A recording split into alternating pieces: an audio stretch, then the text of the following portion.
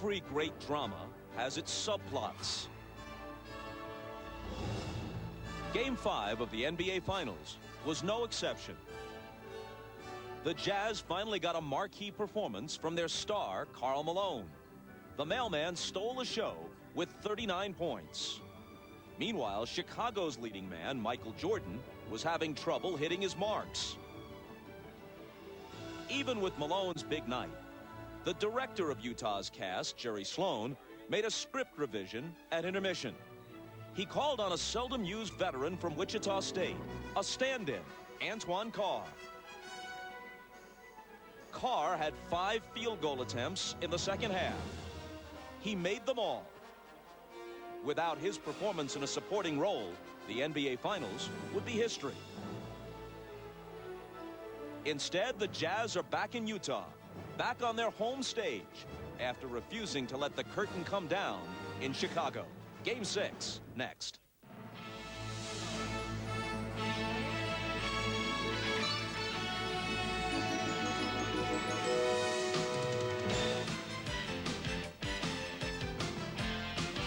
This is the NBA on NBC. The 1998 NBA Finals. Tonight, it's Game 6. The Chicago Bulls versus the Utah Jazz. A while ago at the Delta Center, the cast of characters began arriving for Game 6. Karl Malone, fresh off the great 39-point performance on Friday night. Michael Jordan held just 9 of 26 from the floor in Game 5. Antoine Carr, unexpected hero, helping to bring it back to Salt Lake, where John Stockton has family support. Dennis Rodman doesn't prefer Utah, at least it's close to Vegas. Brian Russell, good job defensively on Michael in Game 5. Scottie Pippen, whose MVP chances for the final may have been hurt by his 2 of 16 shooting on Friday night. And we welcome you back to Salt Lake City for Game 6. Hello again, everybody. I'm Bob Costas. As we mentioned earlier, no team has ever come back from a 3-1 deficit to win the NBA Finals. That's what the Jazz are facing. But for the sake of context, 6 teams have recovered after being down 3-1 to win earlier rounds in the NBA playoffs, including 3 teams that eventually won the championship. And should the Jazz win tonight and force a Game 7, then it would be worth noting that very few teams have ever won a 7th game on the road in the finals. That's what Chicago would be facing. If anything, Utah would have a slight edge, it would seem, in that scenario. Now, if Chicago wants to take some encouragement from recent history, they know that Game 6 has been very, very good to them. Of their 5 championships, only one, the first one, a 5-game victory over the Lakers, was not clinched in the 6th game. There was the comeback from 15 points down in the 4th quarter against Portland in '92. John Paxson shot at Phoenix a year later. The Sonics were finished off in Game 6 2 years ago in Chicago, and then it was Steve Kerr's shot that finally put Utah away last spring. So, if the Bulls want to bring the hammer down, Game 6 is the time to do it as we welcome in Isaiah Thomas and Doug Collins. There is a Game 6, Doug, because Utah was able to make some subtle adjustments in Game 5. Well, Bob, they went away from their screen roll in the second half, and they went more to a post-up with Karl Malone. They put Antoine Carr in the game to give them another shooter so that when Pippen double-teamed, they could kick the ball out to the open man. They're going to get the good baseline cut. Pippen's going to get a double-team, and you're going to see Carr step right in, out of the double team, and hit the open jump shot. This caused problems for Chicago in the 4th quarter. Now what happens is you worry about the 4 shooters you have on the floor, so you stay at home. This gives Malone room to operate in the post and go one-on-one against Rodman. He does, wheels in and scores easily. Now in the 4th quarter, it was Antoine Carr and Karl Malone. They had 16 of the 24 points. They're going to need more of that today if they're going to force a Game 7. The officials are Dick Bavetta and Hugh Hollins, who worked Game 3, each of them in Chicago, and Danny Crawford, who worked Game 2 of the finals here at the Delta Center. The Bulls are just 4-4 on the road in the playoffs, and in fact have lost 4 of their last 5 road games against their toughest opponents, the Pacers and the Jazz. Jordan guarded by Russell. Hornacek will open on Pippen. They'll try and post Scottie on him. They go to it right away. Stockton comes over on the double team. Now back to Scottie, and they couldn't recover. Hornacek was left alone with him, and an easy 2 for Scottie. That's going to be the strategy here early. Try to go at Hornacek with Pippen. Michael will do a lot of the ball handling in the first period. Malone against Longley. Has to give it up, and Jordan is the only guy there.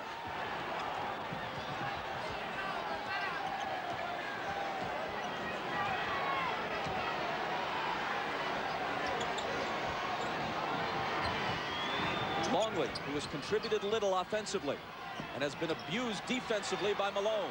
It's Jordan missing his first shot, and Russell takes the rebound.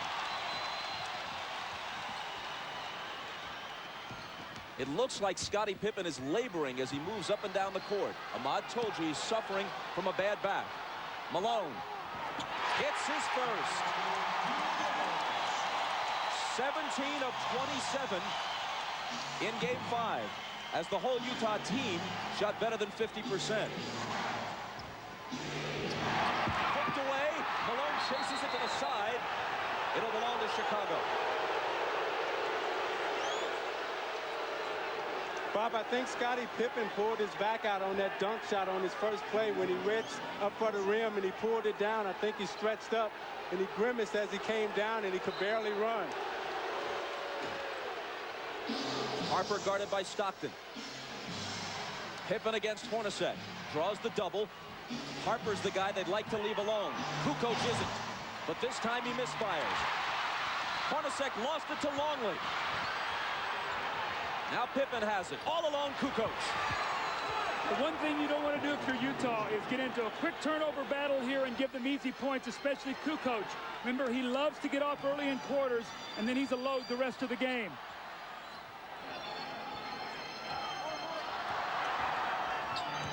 Hornacek from Stockton ties the game at 4. That was a great screen by Karl Malone. Hornacek set Michael Jordan up beautifully, and in a great entry pass by Stockton.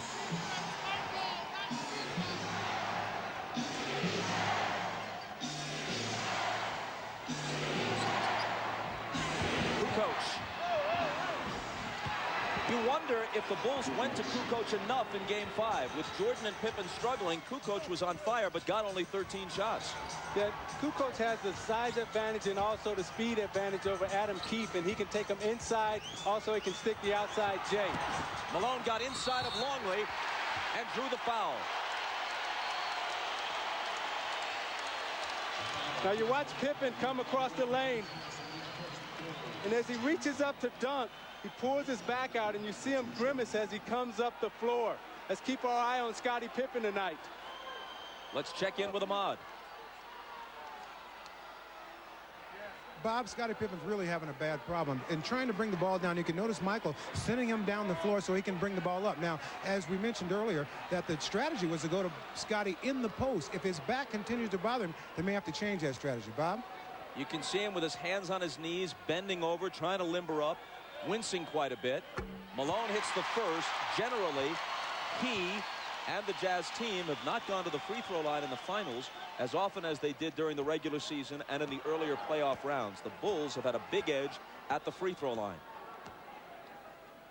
Jim Gray is listening to Jerry Sloan over on the sideline. He says Jerry is already complaining about illegal defense early in the game. Let's see if the next time down the floor the referees hear him once again.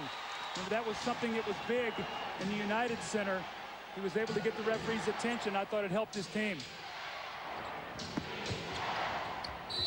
Harper trying to back in on Stockton, and the whistle goes against Utah. It's Stockton's first. See, what Chicago will try to do is put a lot of pressure inside on the post with Harper and Pippen posting up Stockton and Hornacek.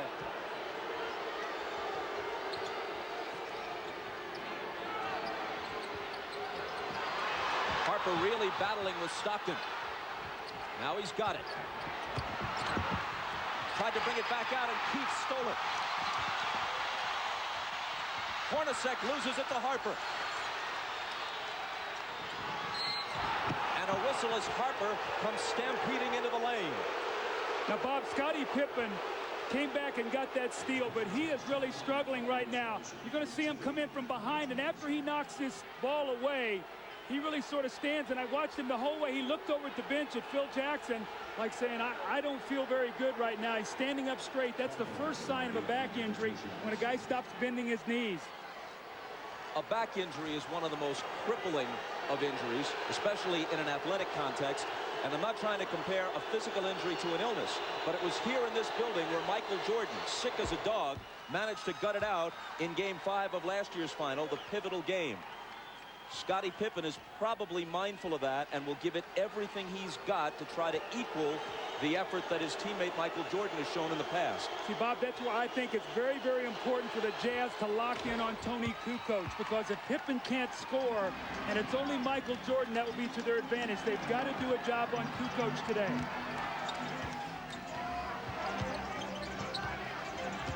Stockton drives on Harper, ties the game.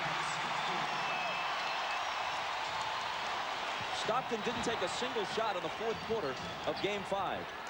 His assist totals have generally been high. His shooting percentage is high, but they'd like to see him get a few more shots up toward the rim. 3-second violation against Chicago. So you watch Stockton's aggressiveness. They've given him the baseline this whole series. This time he's able to take Harper to the baseline, get a little space, and finish on the right side of the basket. Hornacek, Jordan up on him.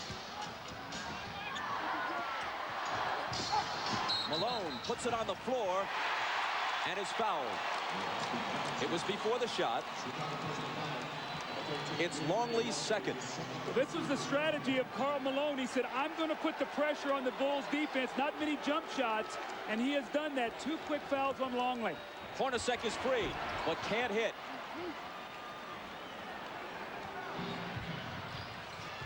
Hornacek is now 18 for 46 in the series. Jordan, there's his first field goal, and the Bulls take a 10-8 lead. If you take away Hornacek's 7 of 11 in Game 3, he's shooting around 30% for the rest of the series. 7 of 11 in Game 2, I should say, here. Harper reached in and fouled. Rodman off the bench. Let's see who he replaces. Longley has 2 fouls, and it's Luke who'll go out.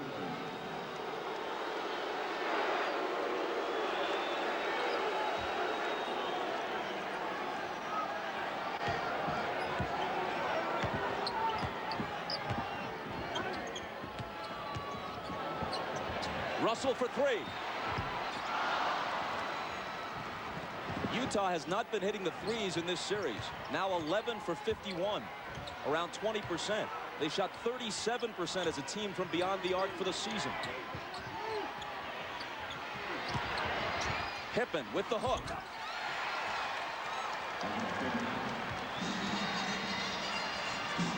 Chicago by 4.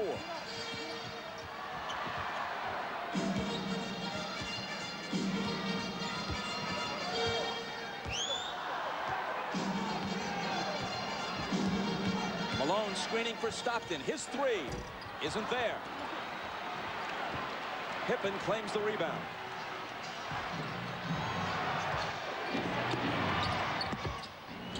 Pippen had it knocked away. Hornacek got a hand on it. Stockton takes it, dishes it to Jet, who misses the driving one-hander. Jordan is wrapped up by Keefe for the Utah foul.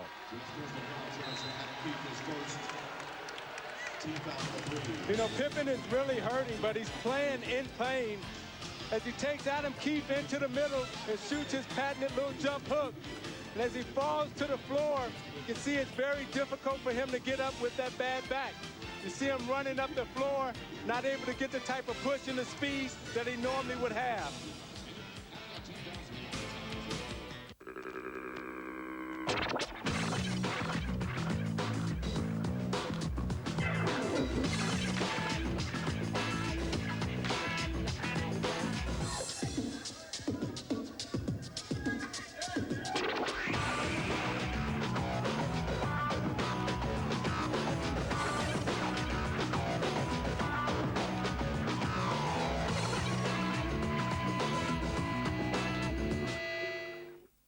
Laura James researches the genetics of beef cattle.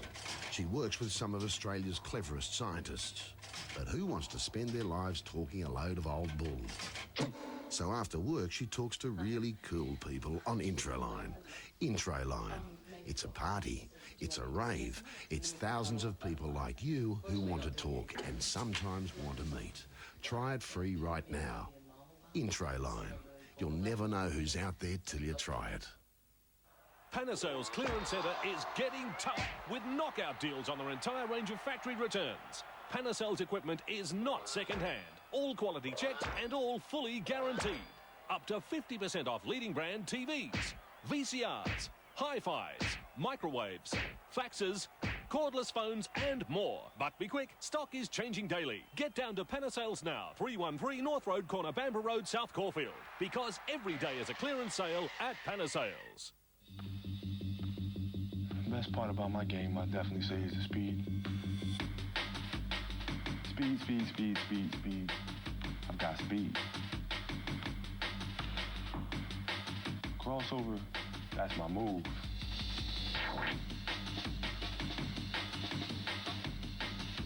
I have fast hands. I have fast feet. 9:30 Thursday.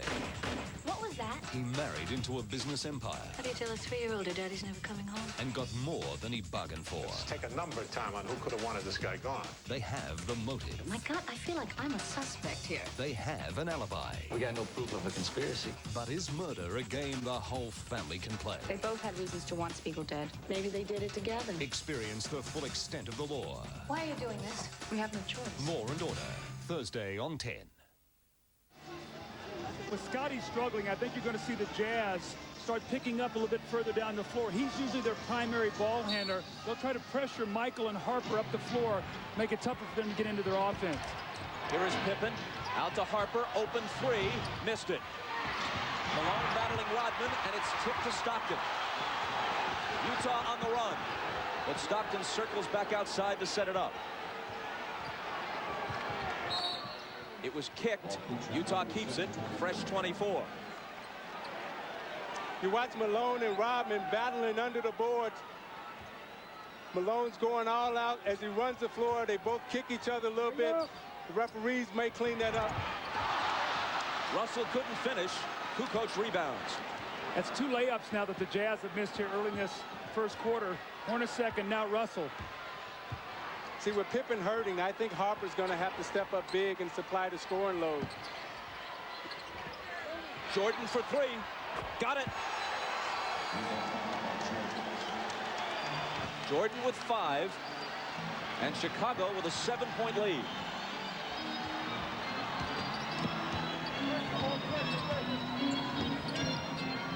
Malone on that left block, this time against Rodman.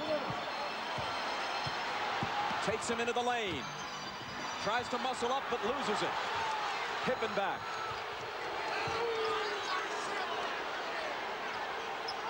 It was tied at 8. Now Chicago's on a 7-0 run.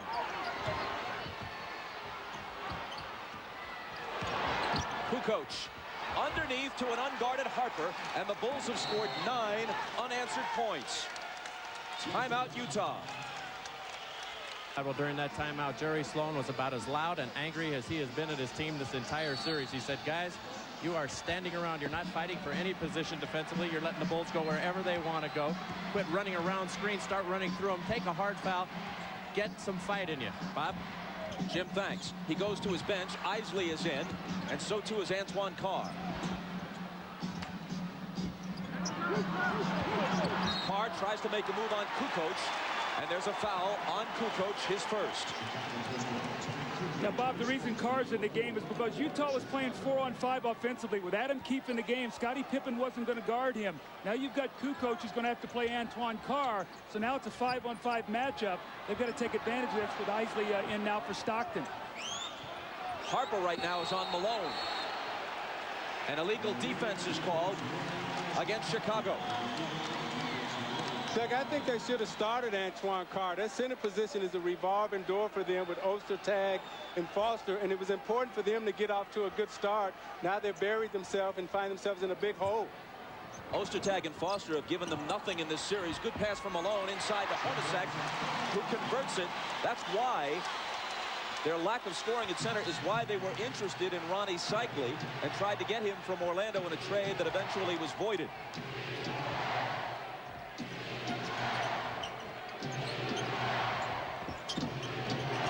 Jordan over Russell.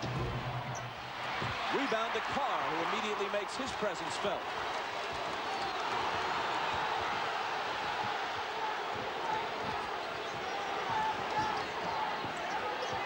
Michael Jordan's illegal now, so the Bulls are all running around. And it's their second illegal defense, which will result in a technical foul shot being taken. And Jerry Sloan just got a technical. Phil Johnson comes over and settles him down a little bit. Jerry's got to maintain his composure right now. He just got the illegal defensive call for a technical, and then he follows it up with a technical of his own. If he was arguing for the illegal defense, that's a cruel irony for him because he got the call, but now the technicals may cancel each other out. It's Jordan to shoot it first.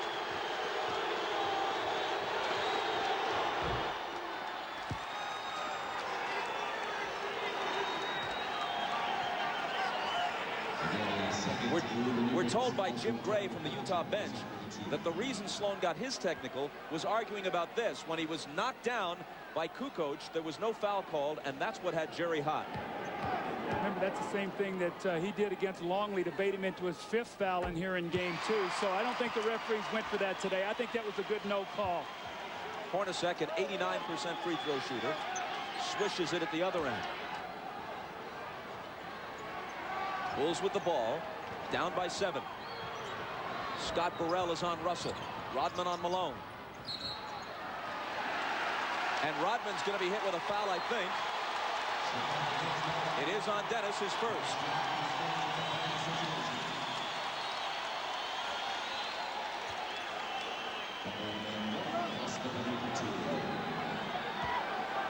Folks, you can log on to MSNBCSports.com as NBA Showtime extends its coverage to the internet. Check out Bill Walton's game previews, plus click on in-depth video features from NBC Sports. And you can chat with Bill Walton tomorrow at 1 Eastern, 10 a.m. Pacific at MSNBCSports.com.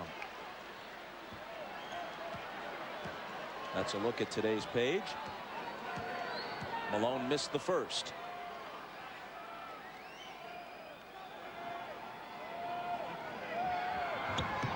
But not the second. To give you an idea how close this series has been, other than the Game 3 blowout, the 9-point lead the Bulls enjoyed a short while ago was the biggest lead for either team in any game, other than Game 3, of course. Kukoc misses, and Isley rebounds.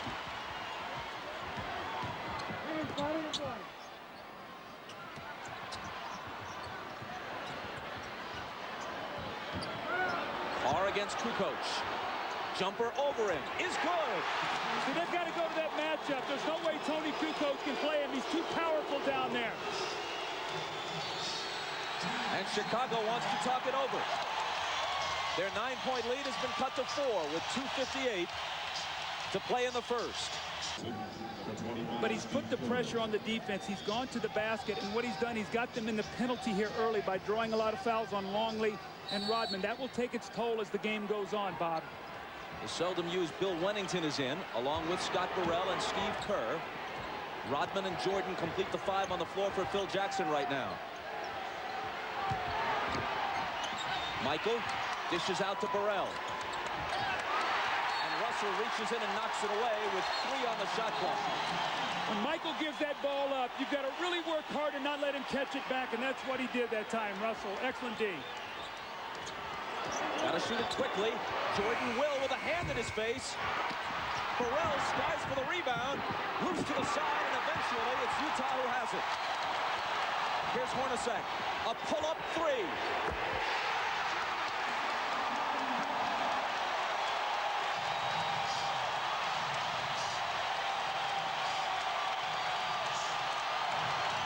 It's hard to imagine Utah winning the next 2 games and taking the title unless Hornacek hits shots like that, which outside of Game 2 in this series, he hasn't been doing.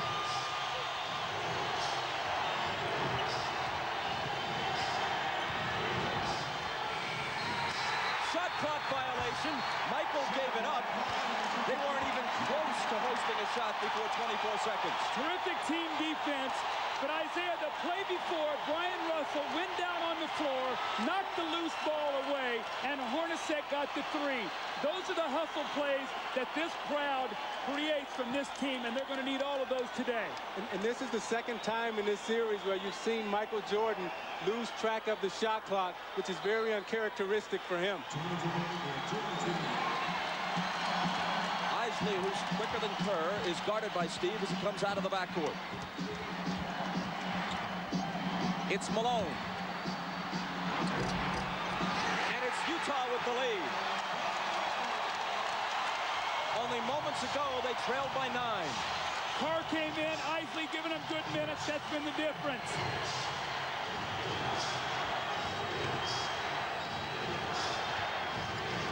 Jordan. Rodman on the offensive glass. Wennington a good look. Wennington will hit the open jumper. Offensive rebounds were such a key here. When the Bulls won Game 2, they did not shoot well, but they got 18 offensive rebounds. Moving down toward a minute to play in the first. Chicago by 1. And a whistle from Dick Pavetta. Another illegal defense. That's on Michael Jordan. He got 2 zones below his man. Hornacek stayed out behind the three-point line. Michael dropped down 2 areas, and he was spotted. Now, it helps that Jerry Sloan is sitting there in the referee's ear, helping him see Michael Jordan.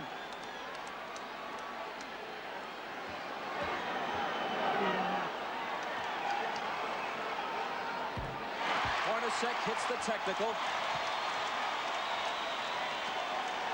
Watch the byplay here between Malone and Rodman. A sign of respect, actually, it appeared to me. You're it. Chris Morris comes off the bench, making his first appearance for Utah.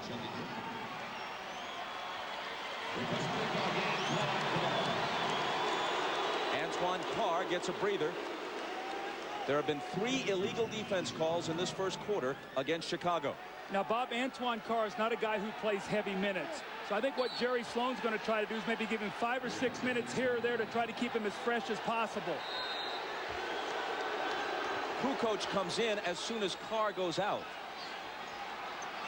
Kukoc having trouble covering Carr defensively earlier in the game.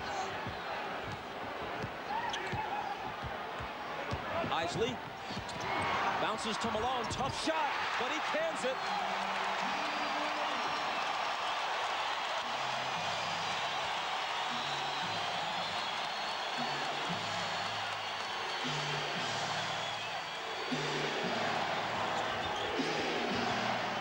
Jordan over Russell. Tied at 22 with half a minute to play in the period.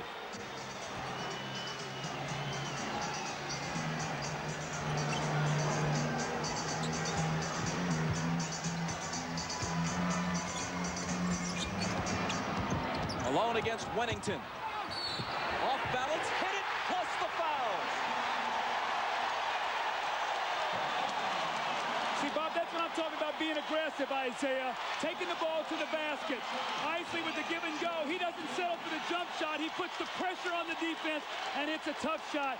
And the same thing, he sees Wennington on him. He says, no way I can get this shot. He bodies up. Now an opportunity for a three-point play, which would give his team a 3-point lead. And the weak spot for the Chicago Bulls is when you get past Longley and Rodman, they have nothing behind them. Wennington can't hold Malone, and that's where they miss the big guys in terms of Caffey and Brian Williams. And Malone is smart to get into their bench now. A dozen from Malone in the first quarter. A perfect 4 of 4 from the field. Almost as important, Hornacek has contributed 9. They need him. Kukoc. They had a foul to give. It looked like he traveled, but just before that, the whistle blew for the foul. Now, Chris Morris slapped him from behind, so he took the good foul. Bulls will have to inbound the ball with 8.4 seconds to go, and Greg Foster's going to come into the game. Now, Bob DeRisi's in right now. And you give him a rest here at the end of the quarter, the last 8.4 seconds, and then the time during the break.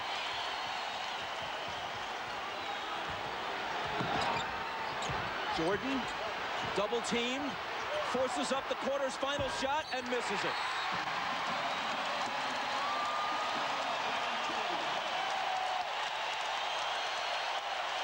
A better start for Carl than for Michael. Once down by 9, Utah leads after 1 by 3. And you're watching the NBA on NBC.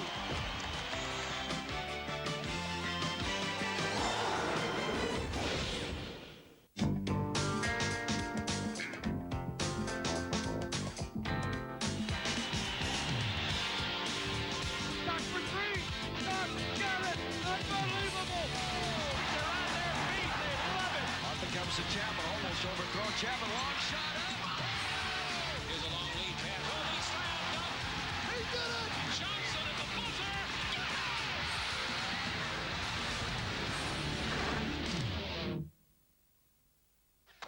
buzzer. A soft drink is not a magic potion, a status symbol, or a badge that says who I am. It will not make me popular.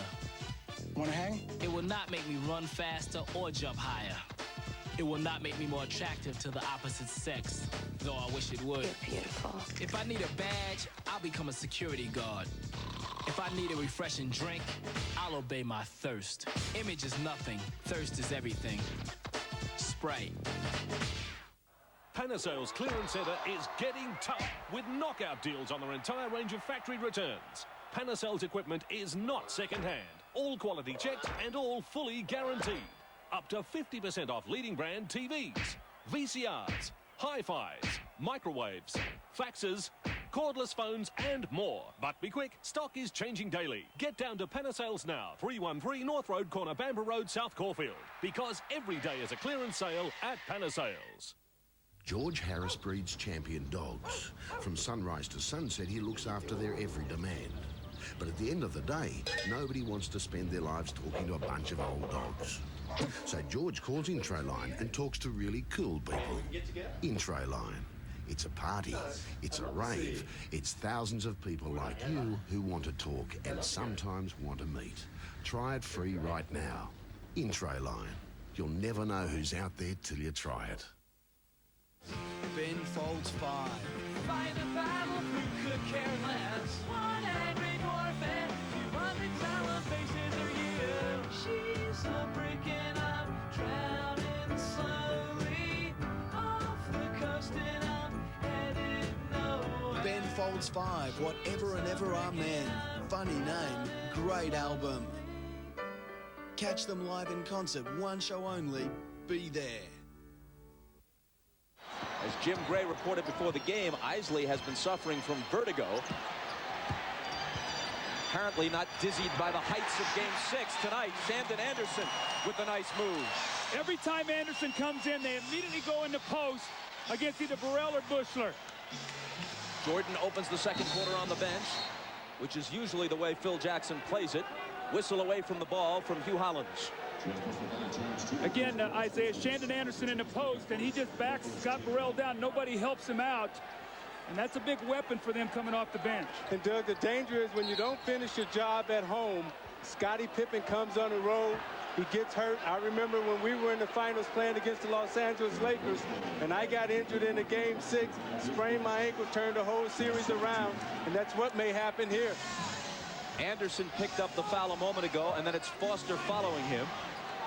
Two quick Utah personals here in the first minute of the second quarter.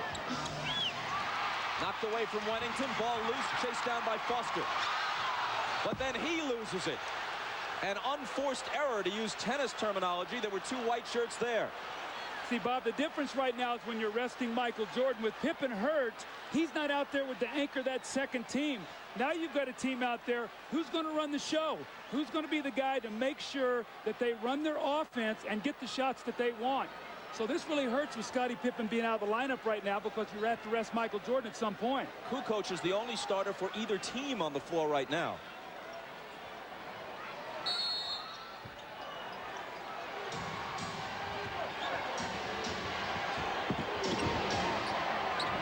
Foster on Tony. Wennington travels. Playing out of character. Bill Wennington is a catch-and-shoot player. He's not a guy, Isaiah, that puts the ball on the floor. Rodman to the scorer's table. He'll have to wait till the next whistle.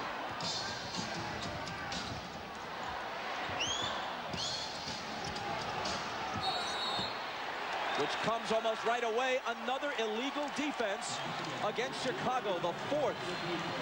Now, see, the reason that's illegal is Chris Morris is out above the three-point line. Jud Buechler can be no lower than the foul line. When he drops below that foul line, he's automatically illegal.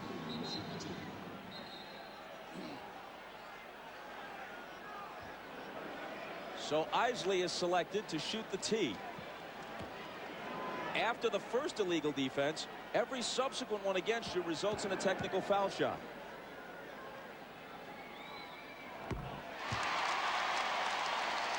See, Chris Morris is going to be out above the three. Look where Buechler is. He's illegal right now. So that's the call, and that's why they get the free throw. Utah by 6. Foster on the move. And throws it away. 2 atrocious turnovers by Foster on consecutive possessions. Trying to do too much. Keep the game simple. You'll get minutes on the floor. Kukoc. Chris Morris pulls in the rebound. Carr from Isley. Missed it off the glass.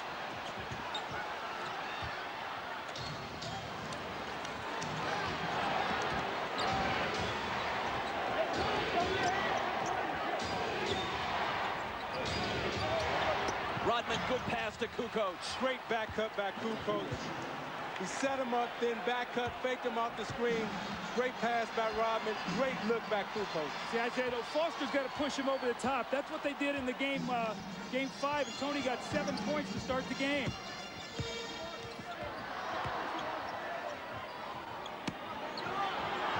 Carr trying to back in on Rodman. It's off Anderson's hands, but recovered by Isley. 2 seconds to shoot. And he hits the three.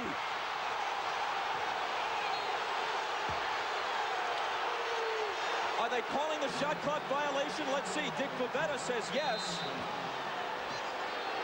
And they wave it off, though it appeared to me as if he had beaten it. See if the ball isn't out of his hand. 1 second. It's on the way, and they missed the call. We have a further report on Scottie Pippen. Here's Ahmad.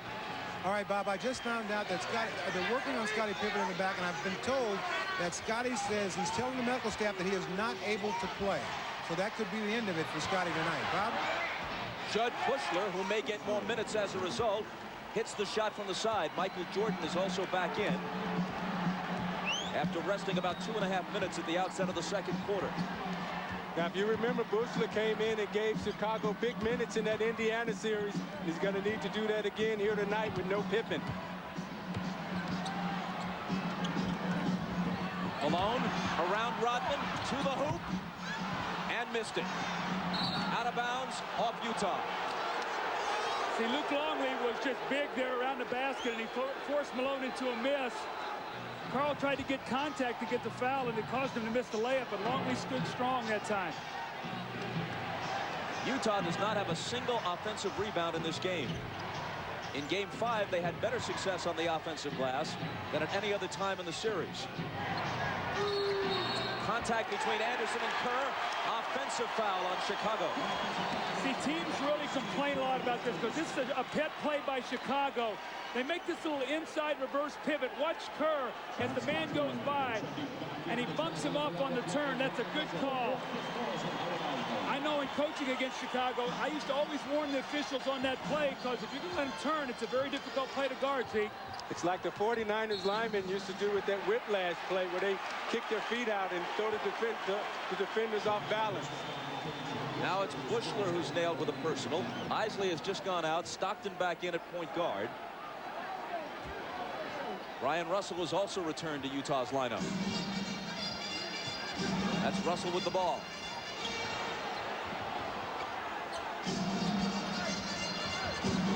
Malone from Carr. And he walked with it. See, Antoine Carr's got to be ready to step in and shoot that ball. They're doubling down on the block now, and Karl Malone swung him the basketball. He's got to shoot it. Those are the same shots he had the other night in Game 5 that he buried to help them get the win. The Bulls can tie with a basket here or take the lead with a 3. Jordan in and out on him, and Carr claims it. Carr from Stockton. There you go. There you go. Now you see Carr pull up and hit the 15-footer, but a moment ago he pulled up and missed that little easy bank shot off the glass. The 15-footer dead on is a better shot for him to take than the one off the glass. Jordan wheels inside around Anderson, and again it's a 2-point game. Michael has 10.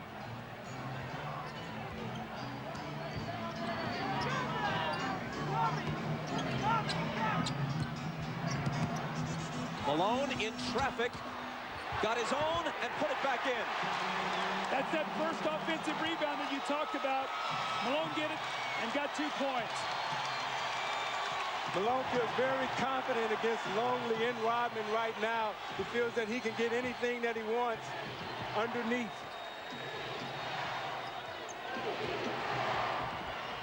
Jordan, daylight for 3. 13 for Michael. Utah by 1. If Pippen can't go the rest of this game, and if there is a Game 7, inside it goes to Carr, and he hits the layup. How much more of the load can Jordan possibly carry? He played 45 minutes on Friday night. It's taking him a whole lot of shots to get his points through the finals. But if he doesn't step up, other than Kukoc, who else can?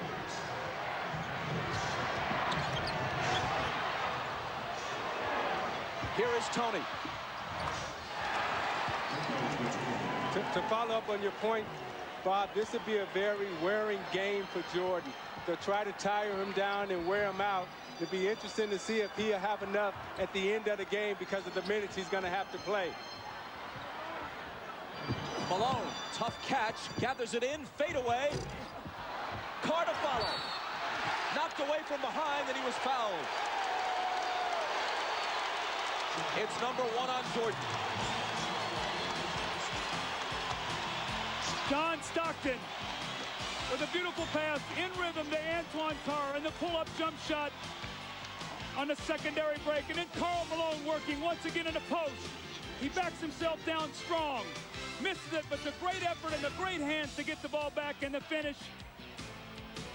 And in a give and go, the back door, the weak side help. Anderson finds Antoine Carr underneath, and the little finger roll, and Utah leads by 1.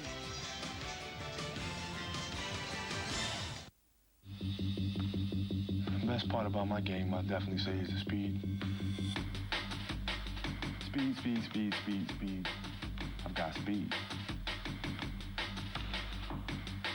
Crossover, that's my move.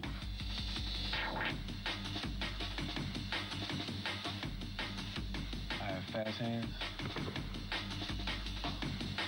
I have fast feet.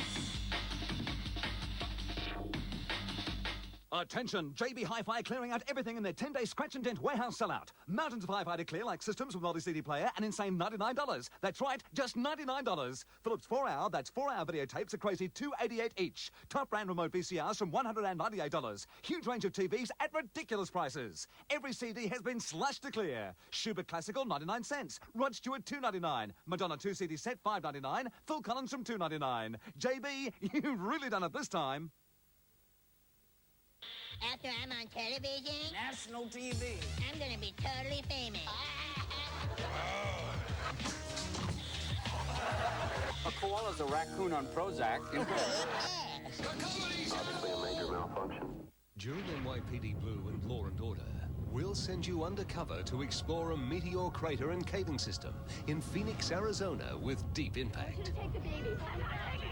The Earth is under threat of annihilation by 2 meteors. The only chance for survival is undercover underground. Plus, there are tickets to experience the smash hit Deep Impact. Go undercover with NYPD Blue and Law and Order. Grand Sile, Grand Sile, Grand Sile. Where? In Brunswick and Footscray. Franco Cozzo. Have the pleasure to present to you Il Modernissimo. Bedroom suites, dining room, and wonderful lounge. Why don't you come for yourself and have a look at this magnifico Il Modernissimo. Only can found from Franco Cozzo.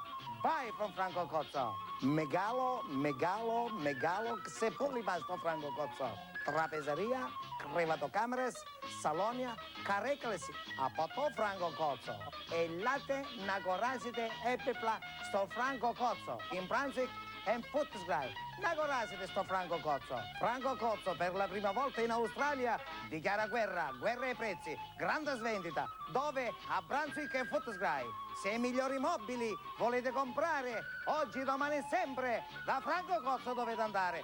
Dove? A Brunswick and Footscray. Comprate da Franco Cozzo.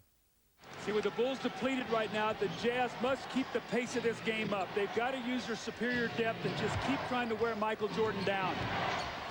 Jordan into the lane. Tough shot. He was fouled. He'll come to the line with a chance to tie it.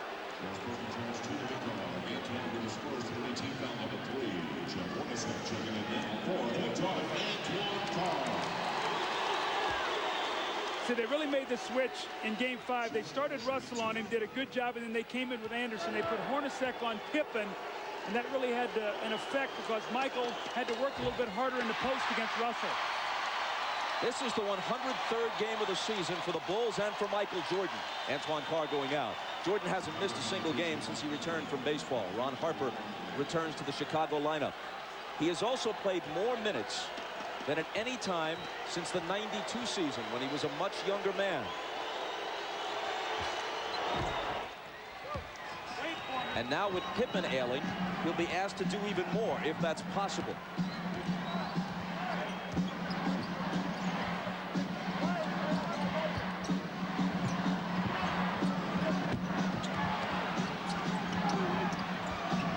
Malone slips it through a crowd to Anderson, who misses the floater. Rodman juggles the rebound but saves it in. Only his second rebound tonight and only his fifth in the last game and a half after such a strong performance in Game 4.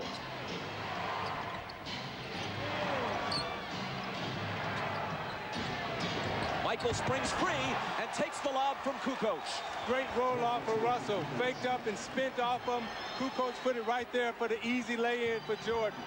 I'm noticing, Doug, every time Malone gets it on the low post now, they're coming to double team, trying to keep Rodman out of foul trouble. Hornacek returns it to Malone. Now has it back in a crowd and misses. Anderson flies in, can't hit the tip. Malone another try, and there it is for Utah. You see, Rodman didn't even try to contest that shot underneath. Don't want to get in foul trouble, so Malone's going to have his way down there. Just have to be careful and take his time and not draw offensive foul. Riding the seesaw, now it's Utah's turn to lead. Stockton knocked it away, Chicago ball.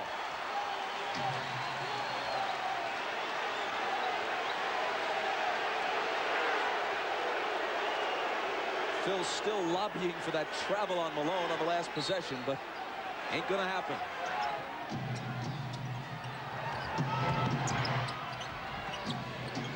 Michael, head fake, he traveled. So Phil got the traveling call, but certainly not on the guy he wanted. And Steve Kerr just said to Pavetta, hey, call it on Malone down at the other end. I talked to Rodman after the last game, and he felt that Malone traveled a lot. That's why he was able to get away from him. Malone in the lane. Up and under against Rodman. He's getting such deep position right now on Rodman. The Utah Jazz are executing their offense to perfection. 18 for the mailman. Jordan for three. And there's his answer. I think that's his third three of the game, Bob. And going into this game, Kukoc and Pippen were a combined 4 for 23 from three at the Delta Center in the first two games. It is his third tonight, and he has 19 points. Malone tries to answer, and can, and he has 20. A Jordan Malone duel shaping up in Game 6.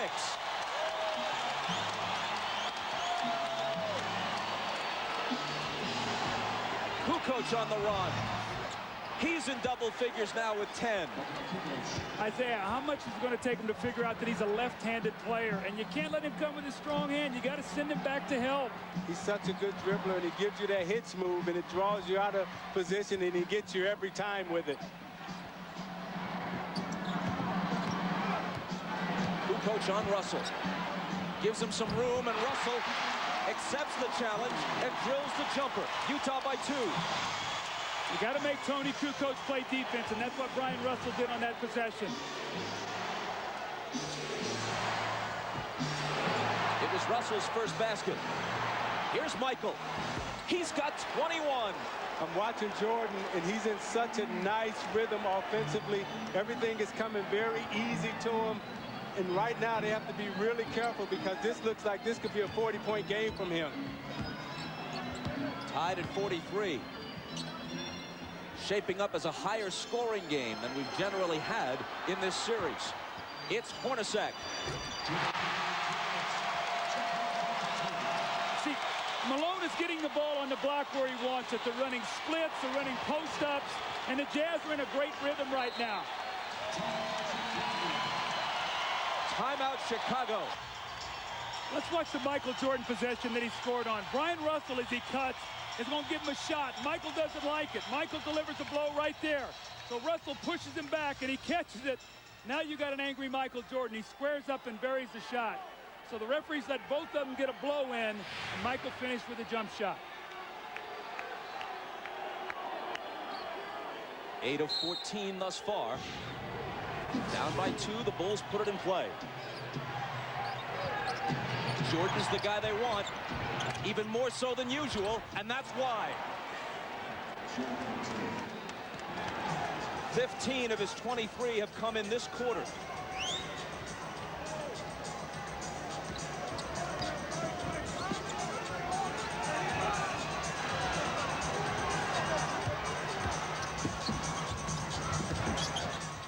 Hornacek off the back iron. After the missed 3, Chicago comes back, looking to take the lead. Russell trying to contend with Michael. Finally, he misses one. Anderson tries to save it, but was on the line. Bob, the only thing you can hope for right now is that Michael Jordan's going to run out of energy because he is in an unbelievable scoring mode. The back up and the fadeaway, and he hits the jump shot, then he comes back the next time, but he's wanting the ball in every possession. Can he play at this pace if Scottie Pippen can't play at all in the second half? If ever there has been an athlete, at least in recent history, able to will himself beyond even his considerable physical talents, it has been Michael Jordan. As Skip Bayless of the Chicago Tribune put it earlier in the playoffs, he's that rarest of athletes, a supremely talented overachiever. Stockton's all over Kerr. Now it's Hornacek on Michael. Fade away. He's missed 2 in a row now. Hornacek brings it back the other way.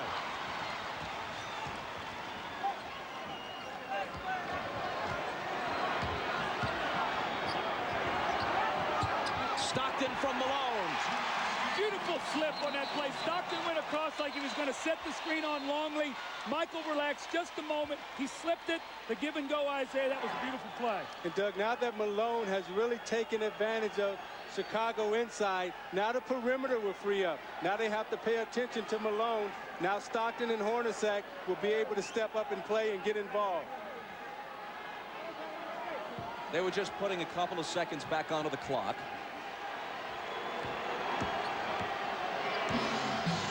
Michael for 3.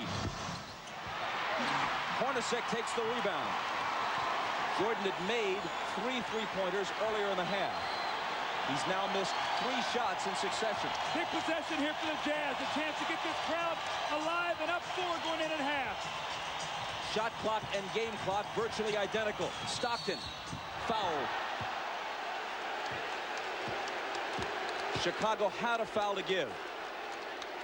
Utah ball from the side. Still plenty of time. 6.9. They love to run high screen roll here with Stockton and Malone. Hornacek works in behind the ball, or Russell for a three-point shot. The foul was on Kerr, his second. He goes out. Harper in. Better defensive player anyway. Malone. The bounce to Russell. 2 big assists in the last couple of possessions for Malone. 3 seconds. Michael to half court. From there. Almost. So Jordan had 23, matching his number in the first half, but missed his last 4.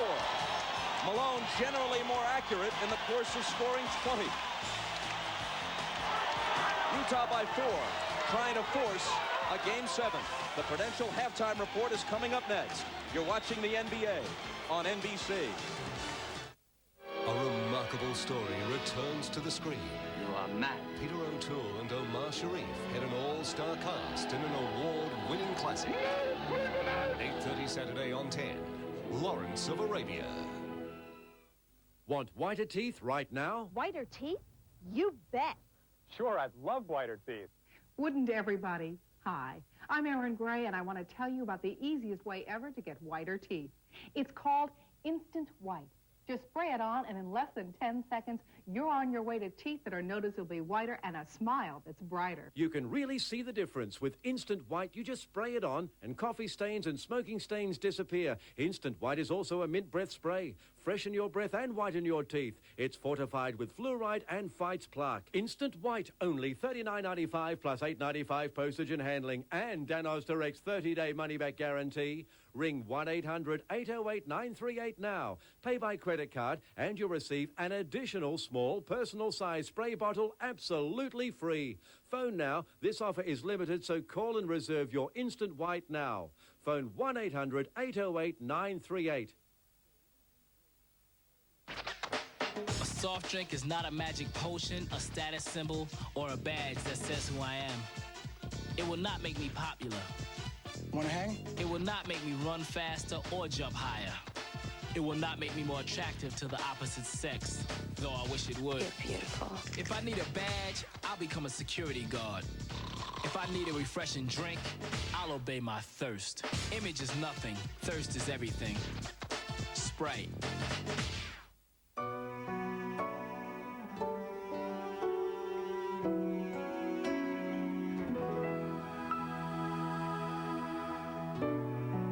It is a truly unique Australian craft product. One which is handmade with passion, skill and creativity. That carries the craft mark symbol. A bona fide, super crazy religious wacko on your hand. An innocent girl is dead because of me.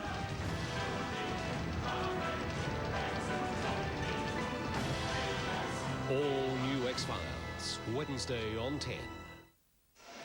Ahmad Rashad back at the Delta Center where the Jazz lead the Bulls by 4. Now, the big story here in the first half has been the condition of Scottie Pippen's back. He has really been hurting. But during the halftime, the massage therapist gave him ice, massage. His back was having spasms. He got the spasms to stop, and Scottie Pippen is back out here on the floor. Whether or not he'll be able to play and play effectively, we'll find out. He is starting the second half. Let's go down to Jim Gray. All right, thanks, Ahmad. Well, they thought that Scottie Pippen was going to be out of the game, so Jerry Sloan told his guys they were going to focus a lot more attention on Michael Jordan. All of that, of course, could change now. Very unhappy with the way they defended the screens. He wants them to get over the screens instead of running through them. Happy with everything offensively. Bob? All right, Jim, and here we go. Utah in possession as we start the third quarter. Malone right to work.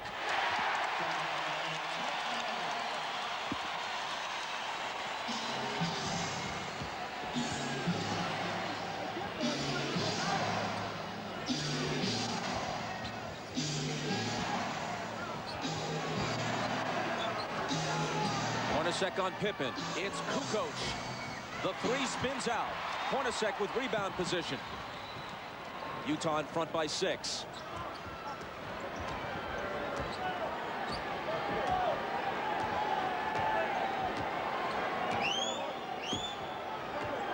Stockton pounding the dribble into the floor. Now into the lane he goes. Outside to Russell. Head fake. Now Stockton. Air ball grabbed by Keith, blocked back in his face by Pippen, and a 24-second violation as they never hit the rim. Now remember, when Adam Keefe was in the game as a starter, Utah got off to a very slow first quarter start because they were playing 4-on-5. So if that starts to occur, Jerry Sloan might have to go to his bench. Adam Keefe has got to be an offensive rebounder. He's got to be aggressive. 4 of the first 5 games were very close and very exciting. But through the first half, this is actually the best played game, the best pace and rhythm of any of the games of the series. Longley out to Scotty with 5 seconds to shoot. It'll be Kukoc. He has 12. Now Scotty's back out on the floor, but he's still moving very gingerly.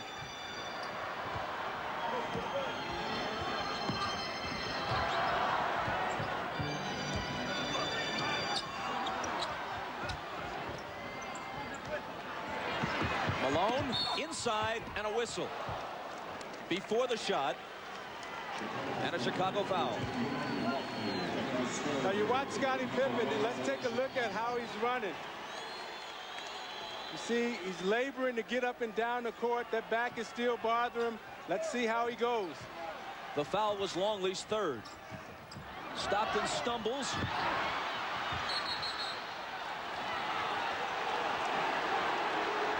And on the steal, Chicago recovers the ball and asks for timeout. Chicago ball down by 4. Pippen's jumper over Hornacek won't go. Malone waits for the traffic to clear, then hands to Stockton.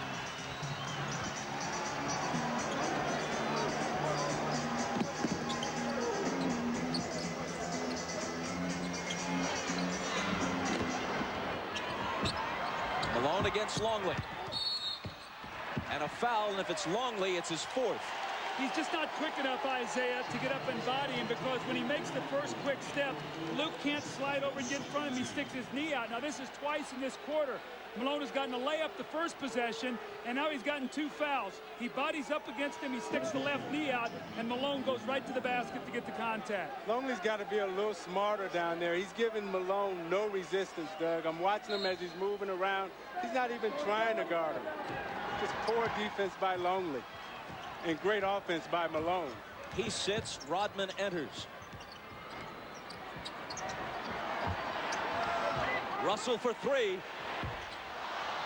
Malone in between 2 red shirts, pulls it down, and now he and Rodman all tangled up. And it's Malone's turn to laugh and taunt a bit.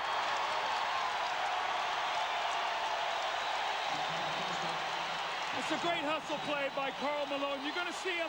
He just wants the basketball. 2 Chicago Bulls, and he reaches in there with those powerful arms and just rips it away. The foul on Dennis Rodman. His 2nd.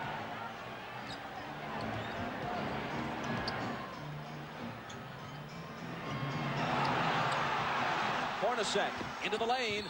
Knocked away from him, but another Chicago foul. It's the Bulls' 4th foul, barely more than 3 minutes into the period. Utah doesn't have one yet.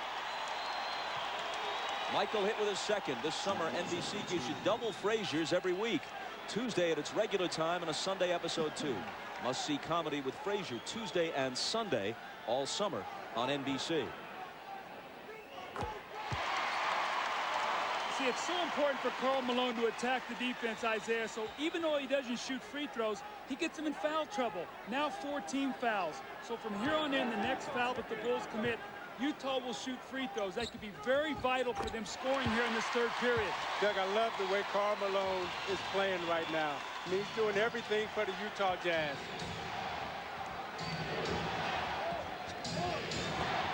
Jordan pulls up and connects.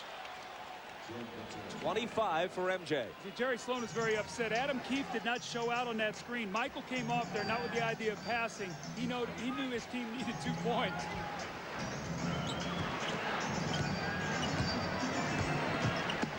Malone from 20. Keefe got a hand on it and then pokes it away from Jordan and out of bounds.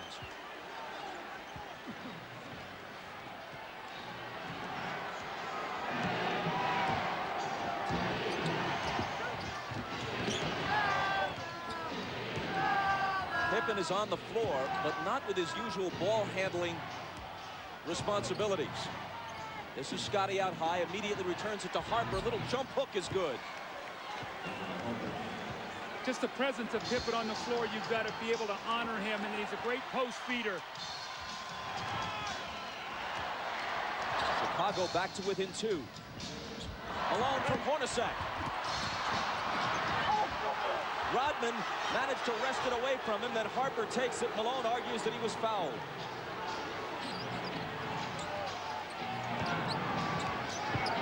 It's Kukoc dealing it out to Rodman. Harper trying to tie the game, but hold on, says Danny Crawford. Foul on Stockton is second. Now Malone got great post position here. He's got to finish this play. He leaves it short on the rim, and then the second effort, he thought he got fouled on the wrist there, and he did get fouled, so he should be upset on that play.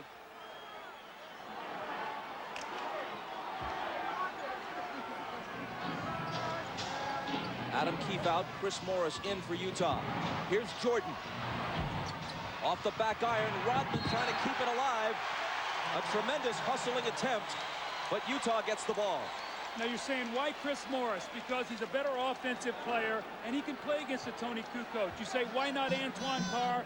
I think Jerry Sloan knows he's only got so much gas in his tank, and he'd like to have it for the fourth quarter.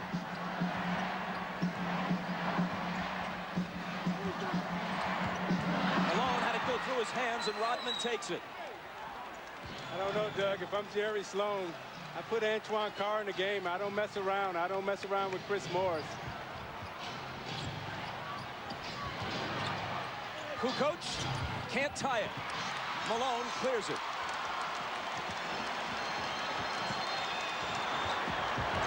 Stockton into the lane, tried the up and under on Harper, but it wouldn't go. And Chicago gets it back. That rhythm and flow, which we saw almost throughout the first half, pretty much has disappeared here in a choppy third quarter. Bob, I just saw eye contact. Scottie Pippen and Michael Jordan. Scottie normally brings the ball up. He said, Michael, you come get it. Michael does not want to bring the ball up the floor. He has to use too much energy that way. Is Pippen anything more than a decoy now on offense for Chicago? He's the initiator of the offense. That's all he can do, is be a post feeder and be a presence out there, just so that they have to honor him. 4 seconds to shoot. Jordan missed it just before the shot clock sounds. Rodman battling like crazy, but can't quite hold on to it. Hornacek, he and Malone, Rodman and Malone, and Rodman just trips Malone up. They got to call a flagrant here. They've got to call a flagrant. It's the third on Rodman. He and Karl Malone, regrettably, are scheduled to wrestle in one of those bogus events next month. Why Malone wants to lower himself to that is anyone's guess. And Rodman apparently wants to start the wrestling now. I tell you what, I love what I'm seeing, the battle between these two guys. They're fighting, giving it everything they got. Both of them are trying to push and shove and gain position. Karl Malone gives him a little knock. But at the end of the play, what I like the most is Malone and Rodman both gave each other a pat on the butt and said, hey, that's the way we play. That's the way we like to play. Was a flagrant called for there? What do you think? I don't think that's a flagrant foul. The officials looked at the play, and they knew both of them were bumping and shoving. I think that's just good, hard-nosed basketball. We'll be back.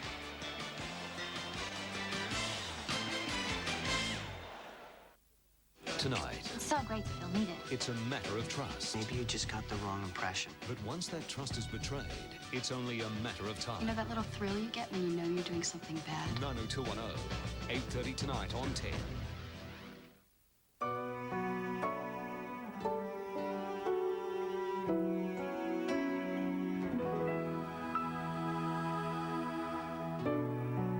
It is a truly unique Australian craft product.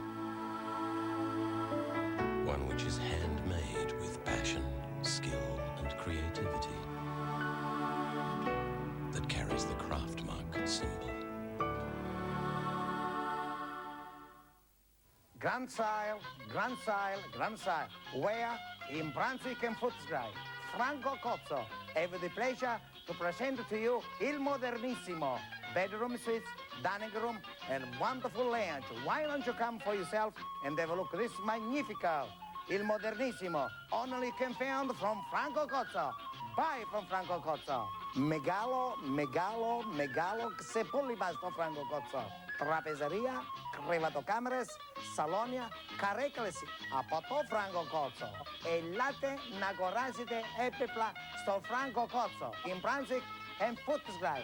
Nagorazite sto Franco Cozzo. Franco Cozzo per la prima volta in Australia dichiara guerra ai prezzi, grande svendita. Dove? A Brunswick e Footscray. Se i migliori mobili volete comprare, oggi, domani e sempre, da Franco Cozzo dovete andare. Dove? A Brunswick and Footscray. Comprate da Franco Cozzo.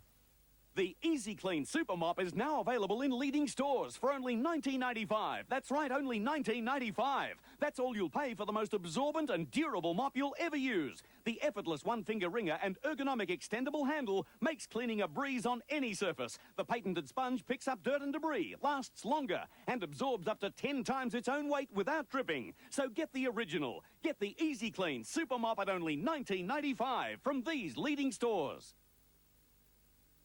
Tonight. I just came by to offer an olive branch. Clean slate. He's charming. Well, you can take your olive branch and your clean slate and you can shove them both. Michael. She's classy. Oh, my God. And together, they're rewriting the rules.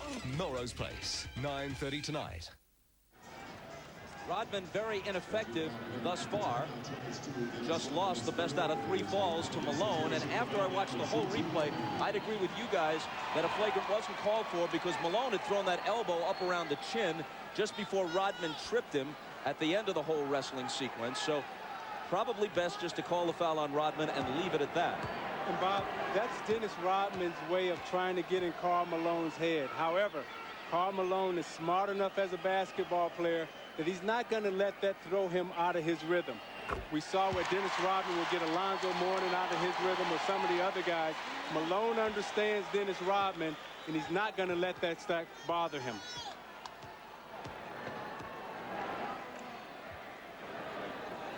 Malone has 23. And can't add to it. Kukoc takes it down. Chicago trails by 3 as we move inside 6 minutes to play in the third.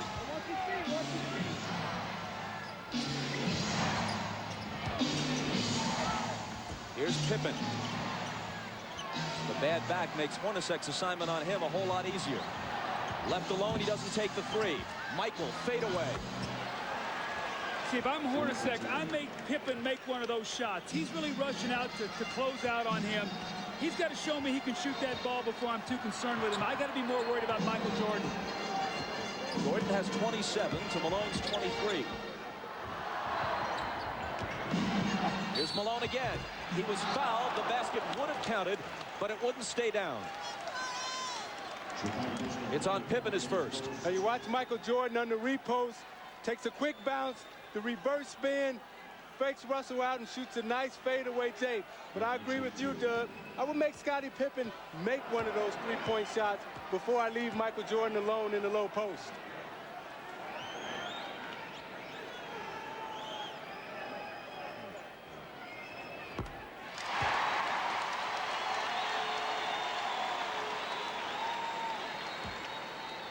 Malone is averaging 23.8 for the series coming into this game. That's exactly what he averaged in the 6-game loss last year to Chicago. But that average will go up a bit after today. Makes them both.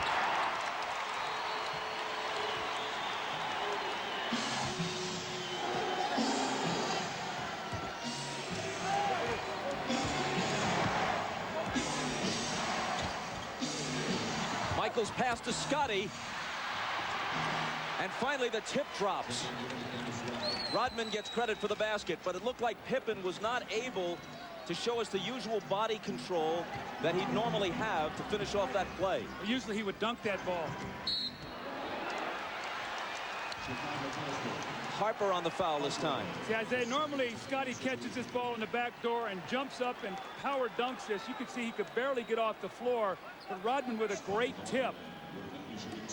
And when you have a back injury, Doug, it's hard for you to squat and use your legs to get the lift. So therefore, you're jumping from a standstill and straight up position. Tonight on Dateline Sunday, a tornado rips through the Midwest. And the program also has survivor stories from Mount Rainier. That's Dateline tonight after the game. It's at 10 o'clock for those of you on the West Coast. Harper grabs the rebound as Stockton makes one of two. Utah by 2.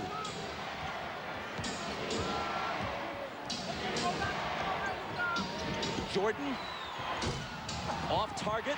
Rebound Malone.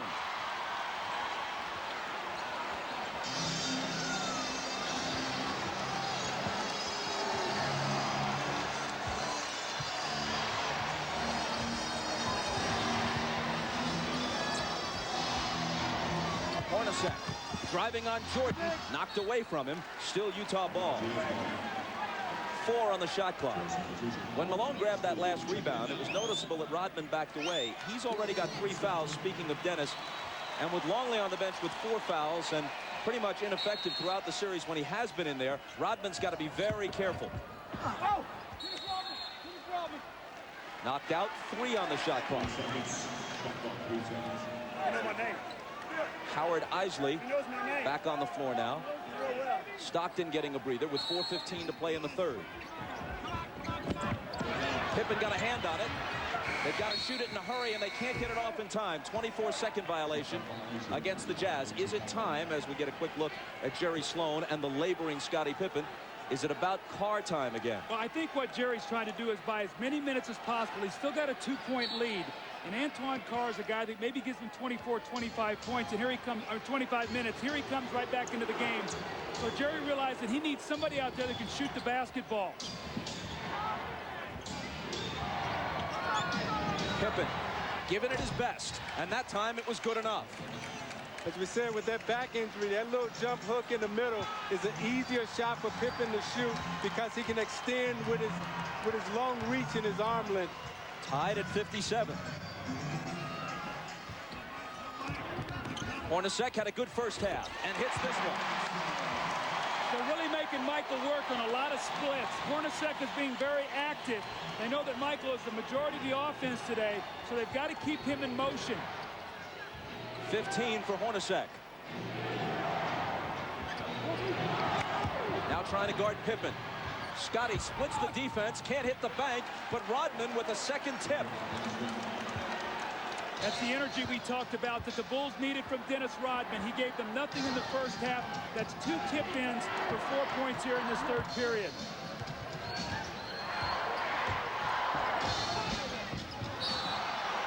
A whistle from Danny Crawford, a Chicago foul. It's on Pippen, and it's his second. You watch Pippen in the low post. They come to double team with Russell, and as he goes up for the shot, that leaves Rodman's clear for a clear tap in on the offensive glass. Now you watch Pippen trying to get up and down the court. He's really laboring and really working hard.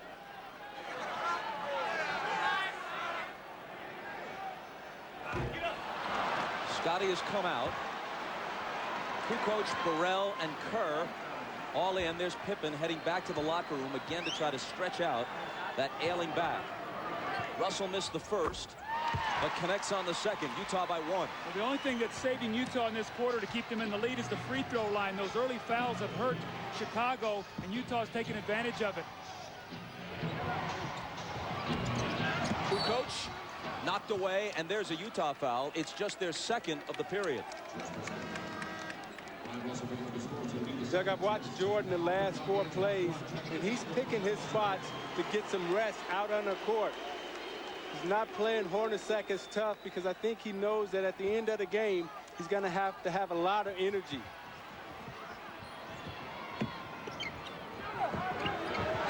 Rodman out to Michael. Now screening for him. Morris fights through the screen. Michael takes him baseline. Draws the contact and the foul.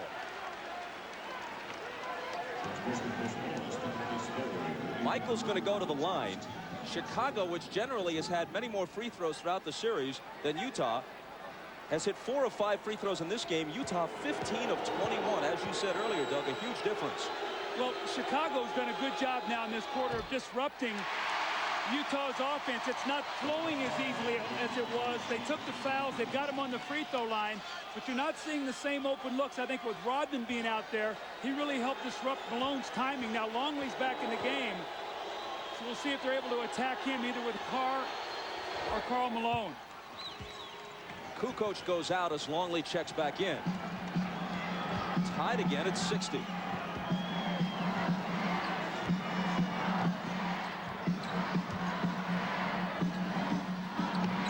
Malone left block where he likes it best against Rodman. When the double comes, he dishes it out to Carr. Now it's Hornacek. 3 seconds to shoot. Now they're going to have to force it. Hornacek off the back rim. Carr on the board. But there's a loose ball foul on Antoine Carr. It's his second. You see how the Utah is using so much of the shot clock now? That's not what they did in the first half, Bob. They got their shots up earlier in the clock. Now the Bulls have them working against that shot clock. They're not getting good looks. And they're going to have to speed up the tempo of their offense now.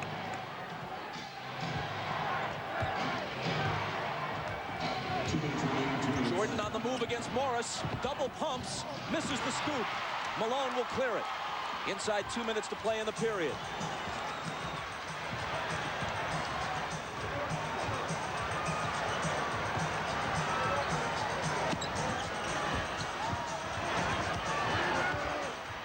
Antoine Carr missed it. I think the one guy that needs to get involved for Chicago right now is Luke Longley. He hasn't taken a shot the whole game. He's got to put some pressure on Malone in that low post. Here's Burrell. He's off target. Back comes Utah looking for the lead. It's Chris Morris. Hornacek in the right place at the right time. You see, early offense, they got the shot up, and they didn't let Chicago get back and get set up. And so even though they missed it, they got a chance for a second shot opportunity. 17 for Hornacek. Easily his best game since game 2. Michael confronted by Carr after he blew by Morris. And Jordan will come to the line.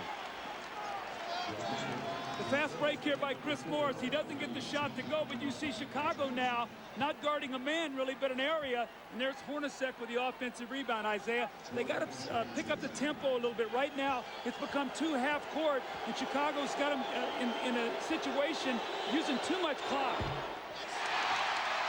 Michael misses the first as we check in with Jim Gray. All right, John Stockton is now back on the bench. He was in the locker room for about the past 7 minutes. He was getting a chiropractic adjustment several places. He felt a little twinge, went back there, saw the chiropractor. They've worked it all out, and he will return to the game. Bob? He's been struggling with something of a sore back throughout this series. 1 of 2.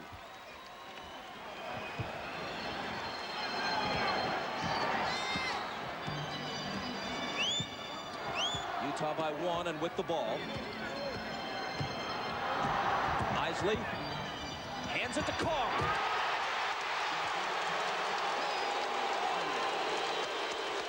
Isley much more effective here on his home floor than he was in Chicago. Gets the assist there.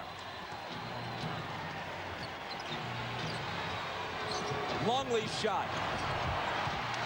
Isley the rebound. Last shot of the quarter here. Be big for Utah if they get a score. It'll push it to 5 or 6. They're on their feet at the Delta Center.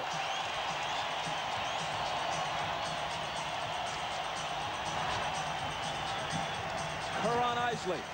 Around Keith's screen. Now he gets it back. And hits just before the buzzer.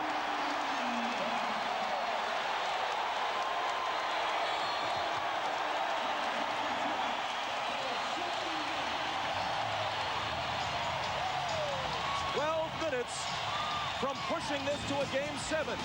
Utah leads by 5. Getting a rare contribution, at least in this series, from Adam Keith. We're back after these words from your local station. You're watching the NBA on NBC.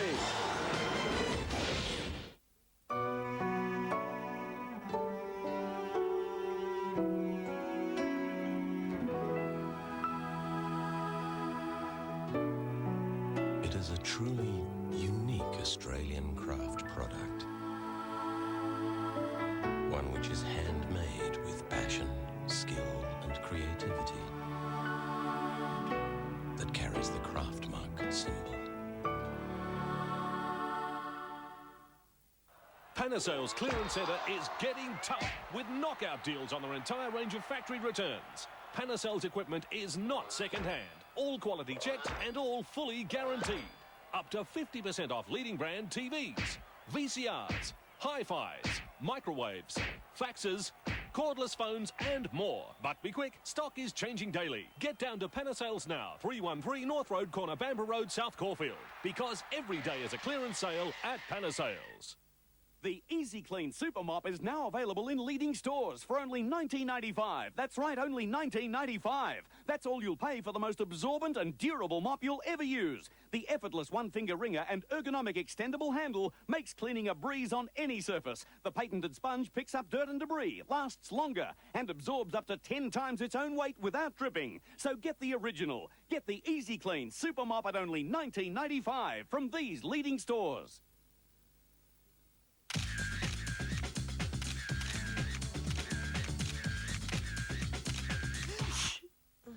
When flu sets in, take Logicin. Flu Strength Day and Night Tablets. Flu Strength because they're full strength. A non-drowsy daytime tablet to be your best, and a nighttime tablet that ensures your rest. When flu sets in, Logicin. Flu Strength Day and Night Tablets. Do you need a new bed? Well, why go anywhere else but Sydney's when you can pick yourself a bargain like these 3-foot mattresses for only $39? Or this queen size for $2.99. Or this deep-quilted queen size chiropedic mattress and base with a 15-year warranty for only $4.99. So if this is you trying to get out of your old bed, well, come into Sydney, pick out your new bed, pay only $10 deposit, and you could get up like this. So for a good night's sleep, Sydney Lounges and Bedding, with stores all over Melbourne, we have a store near you. And 2, and stretch, and 3, and stretch, and 4, and stretch. Keep it moving. Come on, just 4 more. And stretch. IMAX, now open at Rathdown Street, Carlton. I think with Michael Jordan, he's smart enough to rest on defense and try to conserve his energy for offense. Here he is on offense. And he'll be coming to the foul line just as the fourth quarter starts. But even those poundings take something out of him, right, as he goes to the basket. Now, those are the things that take the most energy out of you. And the reason why, because if you can imagine yourself, if you had to wrestle with an individual for 2 minutes, that's very tiresome. However, when you're running up and down the court, that's an aerobic exercise. That doesn't take a lot out of you. So him going to the basket, taking that pounding, that takes a lot more out of you. And also right now is normally the time that Michael Jordan rests. He tries to rest the first couple minutes of the fourth quarter without Pippen. He's not going to get that rest. So we'll see what that does as the game wears on. But Jordan is the one individual that I've seen in this game since I played that can carry his team in the fourth quarter even when he's fatigued. He's already played more games and more minutes than at any time in his career. Isley, big hoop for Utah. Tell me confidence isn't an unbelievable thing. This is the same kid we watched in Game 5 who didn't even want to dribble the basketball. Today he's making some big plays for his team.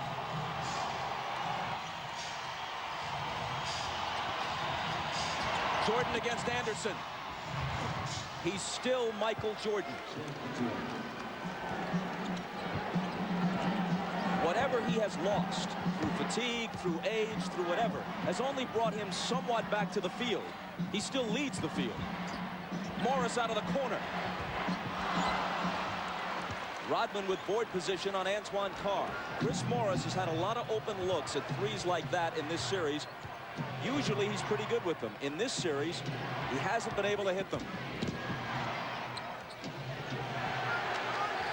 Rodman drills a 20-footer and gives it that go-figure gesture. Now remember, in Game 2 in here, he hit that same shot to tie the game. This one brings him to within 1.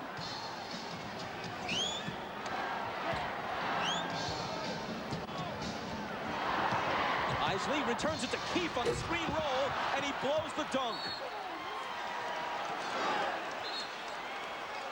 He argues that he was fouled, but he should have finished it anyway.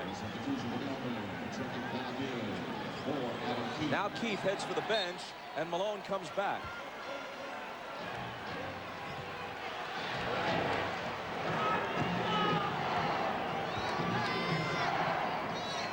Chicago could take the lead. See, now Malone has to guard Kukoc now on the perimeter.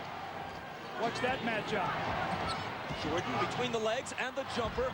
Off target, rebound Morris.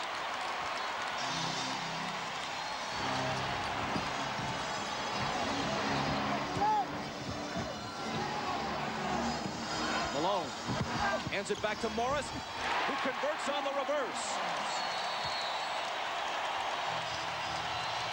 Utah right now has got to force Phil Jackson's hand. They got to stop him, and they've got to get some scores to make him come back and not get his normal rest. Kukoc spins to the hoop and misses the bank. Bushler chases it down. They got a new shot clock. I didn't see that ball hit the rim. Kukoc out of the corner. That one's short. And Malone grabs the rebound. And he asked for a 20-second timeout because he was in danger of toppling out of bounds. And we still have 9:16 remaining.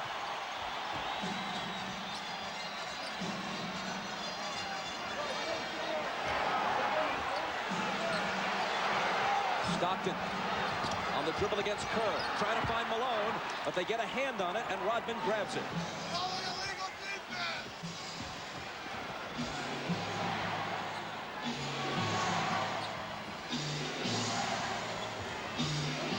Kukoc, a three would tie it. 4 seconds to shoot. Stockton knocked it away from Kerr. Malone tumbles. Should be a 24-second violation since no one had established clear possession of that loose ball, and that is what's called. How about Karl Malone going for this loose ball? Now, John Stockton normally will come up with this ball. You can see he can't bend over with that back, but Karl Malone with a great hustle play that gives his team that opportunity now for the loose ball on the 24-second shot clock violation. Michael is at the scorer's table. He's coming back. The next time play stops. Remember now they like to go to Anderson in the post on Bushler.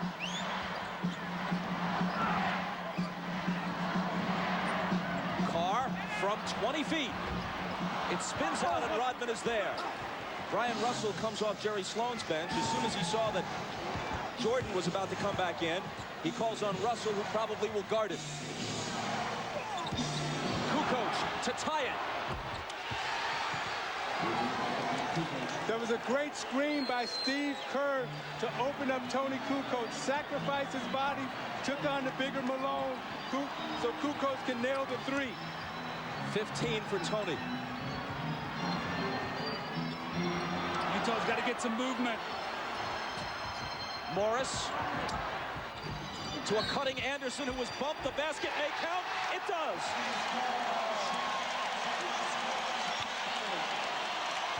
Bob, you can see now, Karl Malone has a tough time on the perimeter. He doesn't like to play out here, so he gets bumped and he just tries to run through the screen.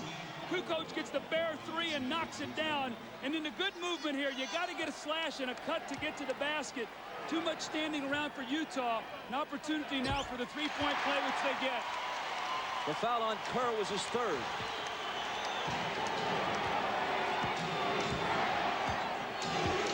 Jordan back in.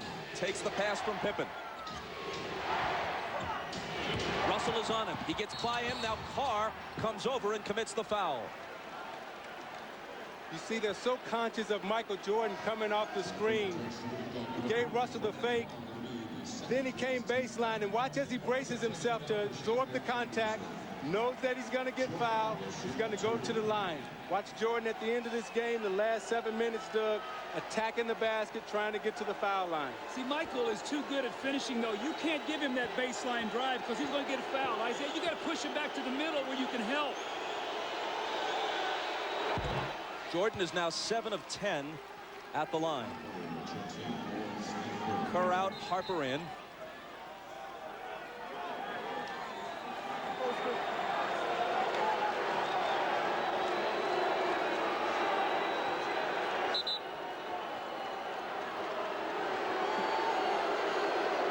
We're told that the brief stoppage was because of a sign one of the fans was holding, and it had some offensive language on it. So they had it removed.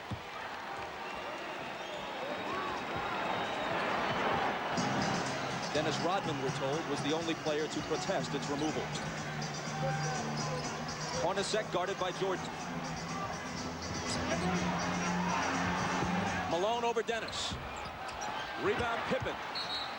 Hornacek slapping at it. Scotty just hobbling around. The foul is on Antoine Carr, and that's his fourth. Utah has gotten very stagnant here right now, Isaiah. They've really bogged down and really started in the third quarter. The free throw line kept them in it, but right now they're really struggling scoring. And this was Chicago's defense has been dominant against Utah in the fourth quarter.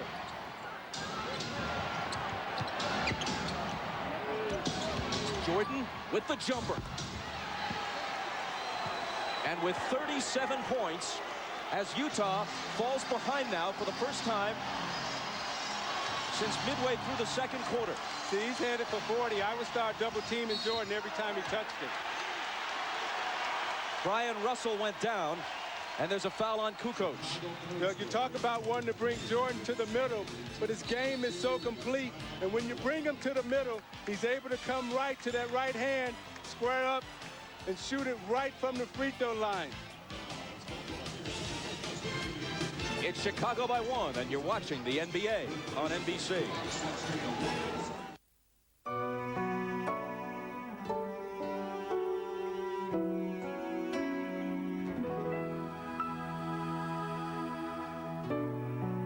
It is a truly unique Australian craft product. One which is handmade with passion, skill and creativity. That carries the craft mark symbol. Before Jacko joined Jenny Craig, he weighed 132 kilos. After 22 weeks on the men's program, he's down to 109. That's 23 kilos. Not only has he lost weight, but he now feels a lot healthier. With obesity one of the major risk factors for heart disease, and heart disease the leading single cause of death in Australian men, it's no wonder Jacko can now breathe a lot easier. Get healthy. Lose weight for just $3 a kilo, food additional. And ask about our new men's program. Call 131 992. Attention! JB Hi-Fi clearing out everything in their 10-day scratch and dent warehouse sellout. There's mountains of hi-fi to clear, like Kenwood surround speakers from a crazy $36 a set. And systems with not a CD, an insane $99. That's right, just $99. Portable CD players from a tiny $77. And every CD has been slashed to clear. Like this Tchaikovsky Classical, 99 cents. Engelbert Humperdinck from $2.99. This Madonna 2 CD set, $5.99. Richard Clayderman from $2.99. JB, you've really done it this time.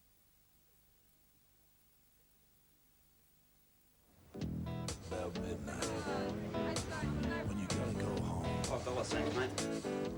Gotta take the night Can I have a rider. taxi from Mornington to meet the night rider? Then you're not alone. See you later. Every weekend, every hour past midnight. Take Yeah, the g'day, night this is rider. Nora. I can have a cat to meet us in the corner of Main Street. Well, all right. What's happened also, too, when Malone's getting the rebound, he's holding it, and rather than outletting where they can run. Here is Stockton with Harper on him. Antoine Carr. Malone, 3 defenders on him, and they take it away. It's Pippen wincing as he comes up with the loose ball.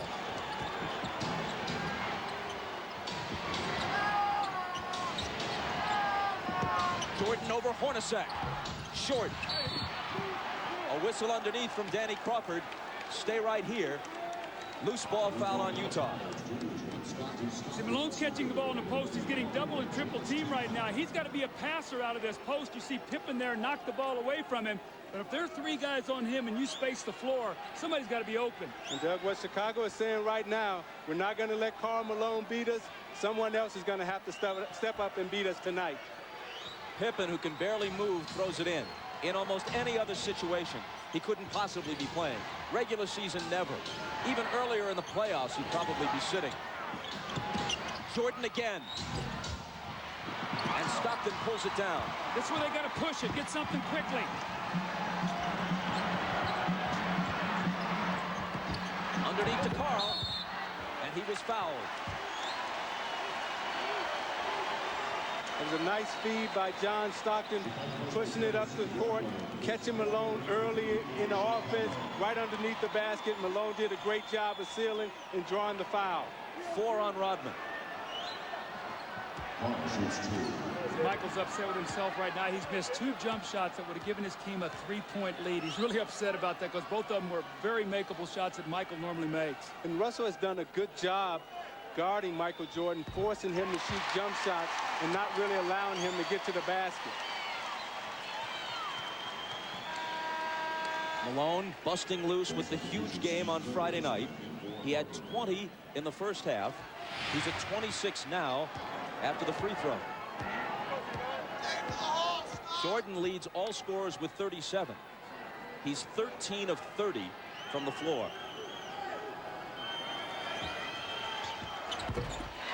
Utah back in front by 1. Steve Kerr now in for Chicago. Remember, he spaces the floor and gives them another shooter if they do start running at Michael and scrambling their defense.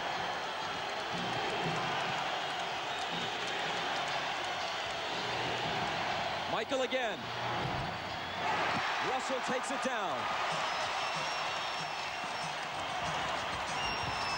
Stockton has a little daylight, and Utah has a 3-point lead. Transition basketball again. The little screen by Malone, and he hits the open jump shot. Kukoc. Kerr. Pippen in the lane. Connects on the turnaround, playing through clenched teeth.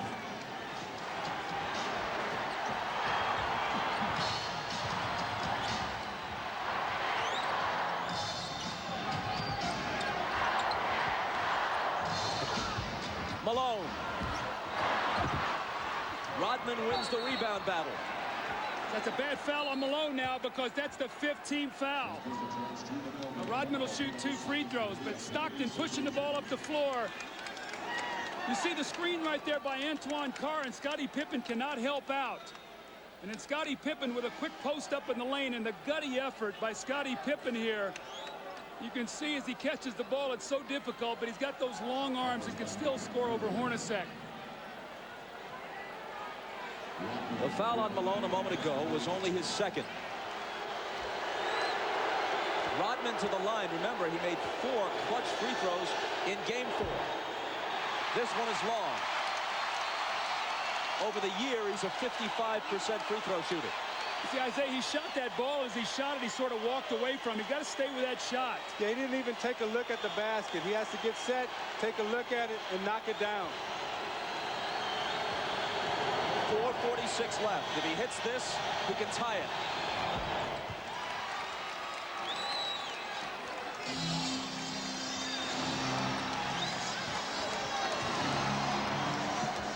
Stockton glancing at the clock as he comes across. 4.5 minutes for Utah to end its season or prolong it. Stockton, 5 seconds to shoot. It's Hornacek. Malone. They'll bring it back out. The jumper by Carl. Utah back in front. Great patience. Offensive rebound, kick it out, and Hornacek got it right back to him. Malone has 29.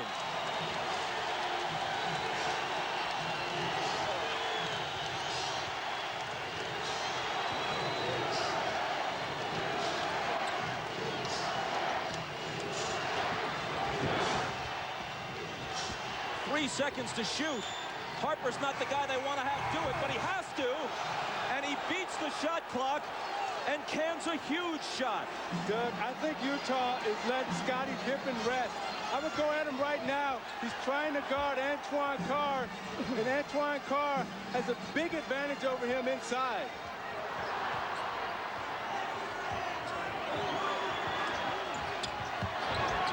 Russell. Driving against Rodman. Contact and a foul.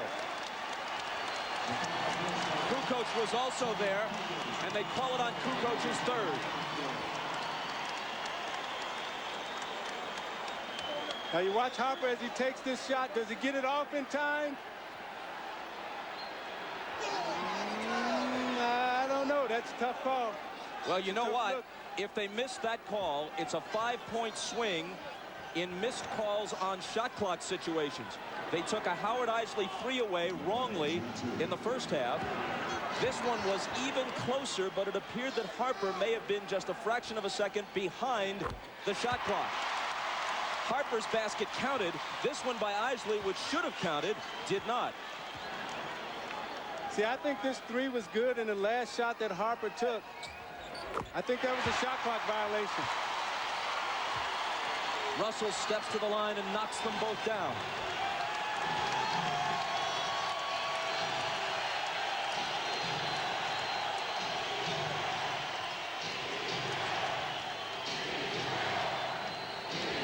Stockton on Harper. Out to MJ for 3. It's short.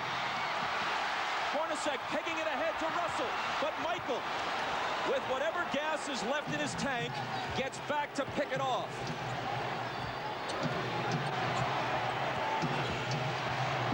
Rodman. Offensive foul on Dennis. And that's 5.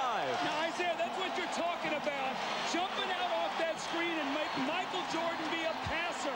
Throw it to Rodman, who can't finish.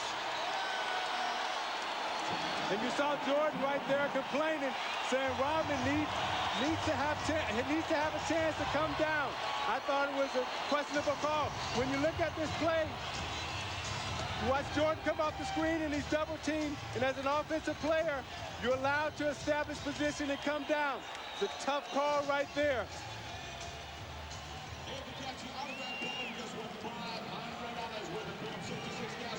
Oh no, says Michael.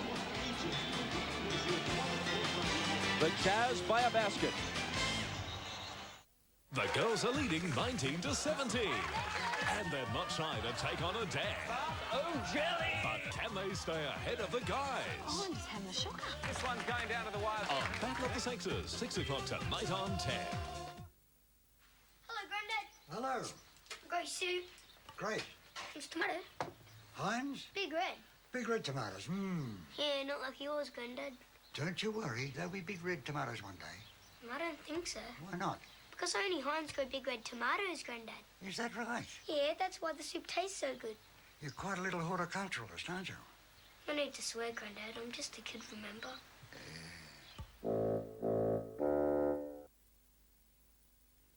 Total Tools in the financial year catalog is out now. Sitcom Proto Industrial Screwdriver set, $55. Makita 12-volt cordless drills, $45. King Chrome 39-piece socket set, $79. 10 cubic foot air compressor, $339. Our catalog is a small sample of the massive range of top brands we carry. If you don't have a copy, grab one at your local store. Preston, Tullamarine, Moorabbin, Braeside, Dandenong and Ferntree Gully. Total Tools, your all-tool store. The game is Laser Challenge. It's like the ultimate game of tag. First, practice your aim with Bart. Laser Challenger's moving target. You'll be glad you did. Score with sensors back and front. Take one too many hits and you're toast. Mix and match sets. Patrol, dual target, and team force. Take the challenge. Laser Challenge. You can pick your friends. You're neither tan nor toned. Don't get me started on your hair. But you can't pick your family. I love my gay son. Revealing secrets or lies. Okay, don't throw a hissy fit. Just shoot me. 8 o'clock Wednesday on 10. Jordan has 37 points on 13 of 32. 2 of 7 in the fourth. He is 3 of 14 in his last 2 fourth quarters.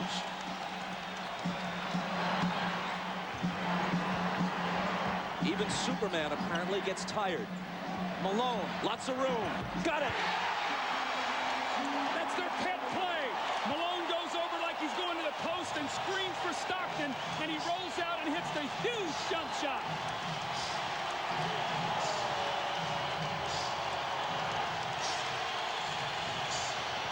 Jordan spinning, double team, has to get rid of it. Gets it right back from Pippen. Double pump, knocked away by Carr, and a foul.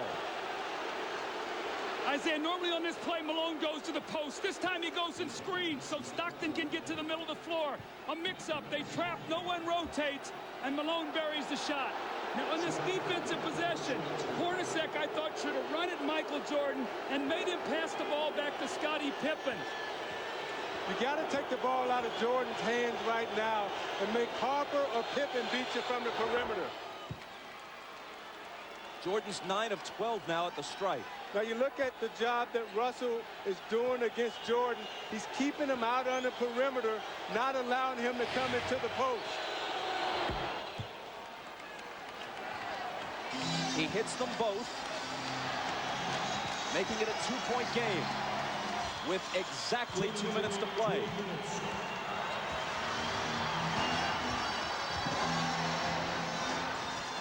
Stockton. Russell with a huge rebound. Tried to throw it off Rodman's leg as he was walking a tightrope and couldn't do it. Chicago back looking to tie.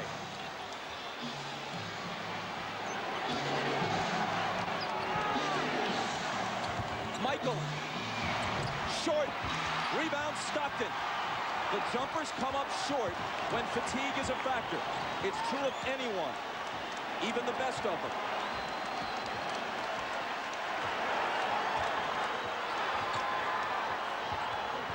Rodman got in front and knocked it loose, but Chicago touched it last. Phil Jackson hot over that call. A minute 14 remaining. Watch Hornacek on this play, wrapping off a triple screen. Stockton for three! That would have been a dagger in Chicago's heart. Instead, they could tie it or take the lead with a three of their own. Jordan. And a blocking foul. Stockton is down on the floor. In this fourth quarter, Michael is only 2 of 8 from the fourth quarter, but what he's done is he's been able to get to the free throw line. He's 6 of 6, so he's shooting his 7th and 8th free throws of the quarter. They've got to find a way to be able to guard him without fouling him here.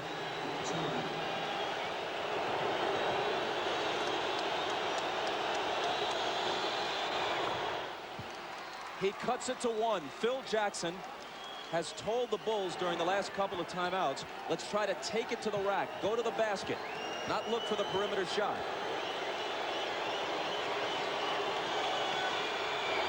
Jordan ties it. Maybe the 22nd timeout was, as much as anything, just to give him a breather to gather himself for the crucial free throws. 50 seconds. Malone. Cross-court Stockton, a three. It's there!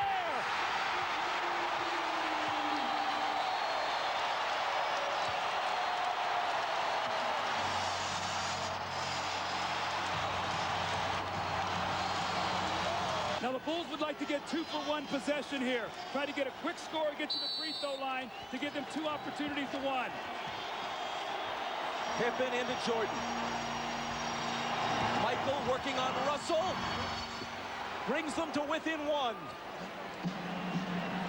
They scored within 4 seconds there. That's how quickly that changes now. Now it puts the pressure on the Jazz to score once again.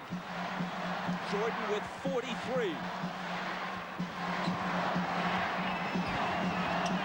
Malone is doubled. They swat at it and steal it. Here comes Chicago. 17 seconds. 17 seconds from Game 7 or from championship number 6. Jordan. Open. Chicago with the lead. Timeout, Utah. 5.2 seconds left. Michael Jordan running on fumes with 45 points. You know, if Malone gets it, they're probably going to run at him. Stockton and Hornacek have made key shots their entire career. Stockton, Hornacek, Antoine Carr, Karl Malone, and Brian Russell. If they score, there's a Game 7. If they don't, for the second straight year, they go out in 6. Stockton, Harper's on him. Behind the screen. Harper got a piece of it. It comes off. The Chicago Bulls have won their 6th NBA championship, and it's their 2nd three-peat.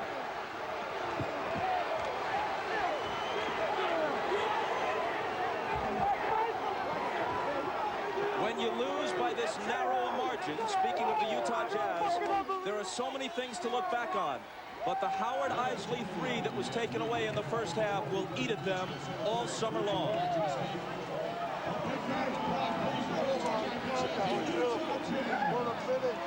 Jackson and Jordan, perhaps for the last time.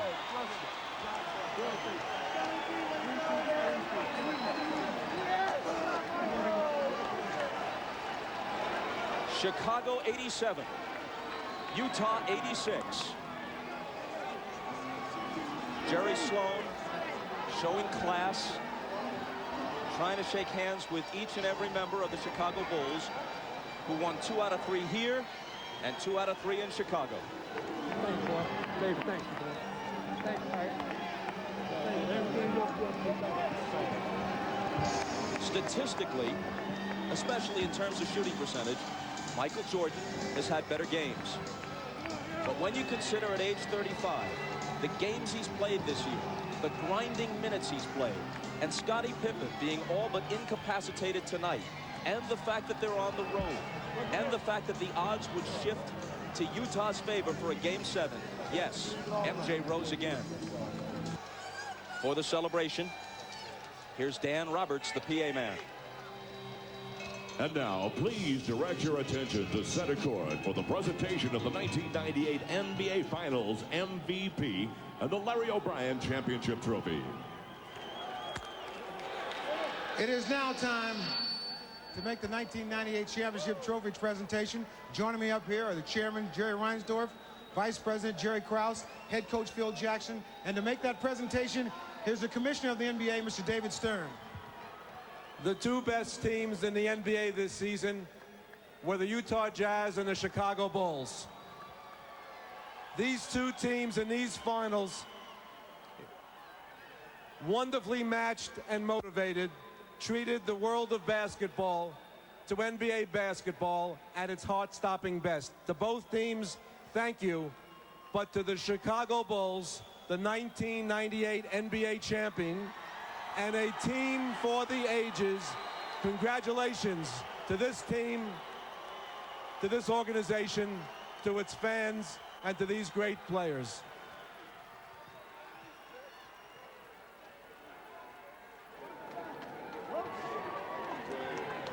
All right, Mr. Reinsdorf. Chicago Bulls fans all over the world would like to know, are you going to do everything you can possible to bring these guys back here to try to do this all over again? Well, let me first, Ahmad, say that on behalf of millions of Bulls fans all around the world, it's an honor to accept this trophy. It's only unfortunate that we can't have co-champions, because this Utah Jazz team is just the greatest team that we've ever played. 2 years in a row, they took us as far as you could take anybody. Winning 6 championships in 8 years is unbelievable. It's a tribute to a great coach and his staff, great players, Scottie and Michael, an unbelievable performance by Scottie and Payne tonight. Jerry Krause and his staff, just unbelievable. And on behalf of millions of Bulls fans all over the world, I can only hope and pray that Michael and Scottie will come back and defend the championship one more time. Let's talk to Phil Jackson. Yes, I'm on. Once again, another journey to the top of the mountain. How is this one different from the other 5? Well, Ahmad, we had to fight our way through this one. This is a real struggle for us this year against overwhelming odds. Maybe not as talented as the last 2 years, but they had a great heart. Hearts of a champion, as Michael has said. They won it. All right, you will celebrate tonight. Are you going to come back? Gee, that's a great question, Ahmad. I'll dodge that one right now. Thanks. All right, Phil. All right, once again, it is now time for the 1998 NBA Finals Most Valuable Player Award. And once again, here's the Commissioner, David Stern. Big surprise. 6 championships, 6 MVPs. Michael Jordan, get over here. You grace us with your presence. You've contributed mightily to our league. And tonight, you gave one of the singular performances in the history of the NBA Finals. Thank you and congratulations, 1998 NBA Finals MVP, Michael Jordan.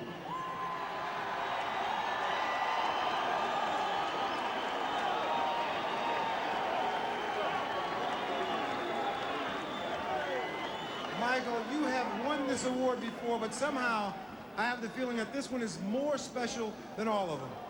Well, let me say hello to my wife and my kids at home, because they desperately wanted to come. I didn't want them to come here today because I wanted to focus on the game, but I wish they were here to help me celebrate. I know they're there cheering, and I can't wait to get home. But to the Utah fans, you guys are a tough bunch to play in front of. You guys came out with a lot of loyalty and respect for your team.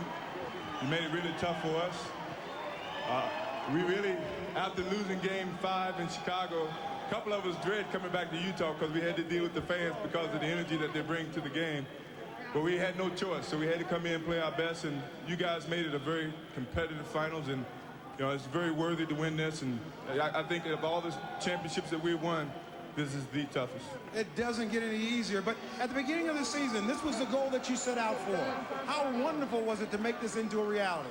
Well, I tell you, when you start the season, I'm pretty sure every team next year is going to start with the focus of finishing and winning their last game.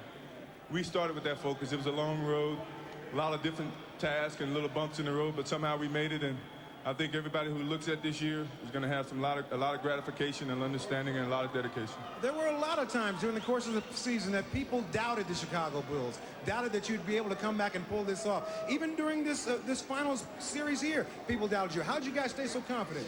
Well, I mean, this team is one. Our leadership is strong. Our leadership is very positive, very determined, and it filters down to the rest of the players. And we never let anybody give up. You know, we believed in it, and we kept coming for it. All right, I've asked everybody if they're all going to come around and try to do this again. One more time? I would love for that to happen. I think that's something that's got to have to be determined over summer. All right. Congratulations, Michael. Congratulations, Chicago Bulls. Let's go over to Jim Gray. All right. Thank you very much, Ahmad. Tonight, one of the truly gutty performances in the finals by Scottie Pippen. Scottie, how badly were you hurt during this game? I was hurting pretty bad, you know, to start the game off. I was able to get a dunk when I came down. The pain just sort of built from that point, and every time I tried to run, I was getting spasms. But I knew I wanted to come back and try to give a better performance in the second half, so I just tried to take advantage of that little bit of time before the half and, you know, see what I can do. And I came out the second half, and Chip wanted to give me a little treatment, and I took the treatment, and I told him from there I was going to just try to gut it out. You know, I felt like that my presence out on the floor would mean more than just sitting in the locker room. Initially, you didn't think you could come back, and then the miracle happened there at halftime. How much did you revert back to some of the things that had happened to you in the past, and you knew that if you gutted it out this time that it could change all of that? Well, I knew I was going to come back the second half. I have to correct you on that. I knew, but I just didn't know how much I was going to be able to give. I knew I wanted to just hope that the team could stay in the game, keep it close, and if I could come back out, let my presence be known out on the court. Now, Scottie, you were in tears after the game. Was this your most difficult championship, and why the tears this time? Is it maybe because you feel it's ending? Well, I think they all have brought tears to my eyes, but this was so difficult because, you know, I felt like to some degree without me being out on the court that I was kind of letting the team down, and they understood, but, you know, I wanted to be there. I wanted to be a present. I wanted to play a major role in the game, but the other guys came off the bench, held us in there the first half, especially Michael. He had a heck of a game, and, you know, everything else is history. Now, you hold the key here to these teams returning. Michael said if you come back, he'll come back, and Phil and so forth. What are your thoughts? Will you come back? Would you take a one-year deal? What will go through your thought process in making this determination? Well, Jim, right now I just have to, you know, let everything soak in. You know, there's a lot of opportunities out there for me, and, you know, I have to look more down the road in my future, but, you know, I don't know. You know, after all this soaks in and get back and get my back on track, you know, you never know. Is there a twinge of sadness with you, a little melancholy feeling right now that it may be ending? Excuse me? Are you feeling a little sad right now that this could be coming to a close? No, not really. You know, we're going to enjoy this, and, you know, as long as we can. You know, as a player right now, I don't feel like it's over. You know, we got a lot of celebration to do, and I'm not really looking forward to next season right now. Final thought, the Utah Jazz and Karl Malone, a spectacular effort. What would your thoughts be toward them? It was great. You know, Karl and John, you know, they're some gutty performers. For this Hornacek, Russell, who's grown and matured and, you know, had a fabulous series. You know, we take our hats off to this team. The fans here have really came out and made us work hard. You know, it was a great series. You know, it was a even better series than last series, even though, you know, both series ended at 6 games. This topped it all. Scotty, congratulations. A truly gutsy performance. Thank you. All right, let's go back now to Bob Costas. It's been an incredible ride for Jordan and the Bulls, and we at NBC have been privileged to be taken along for that ride. So as we say goodnight, we'd like to acknowledge the work of all the people who made these telecasts possible. For everyone at NBC Sports, good night from Salt Lake City.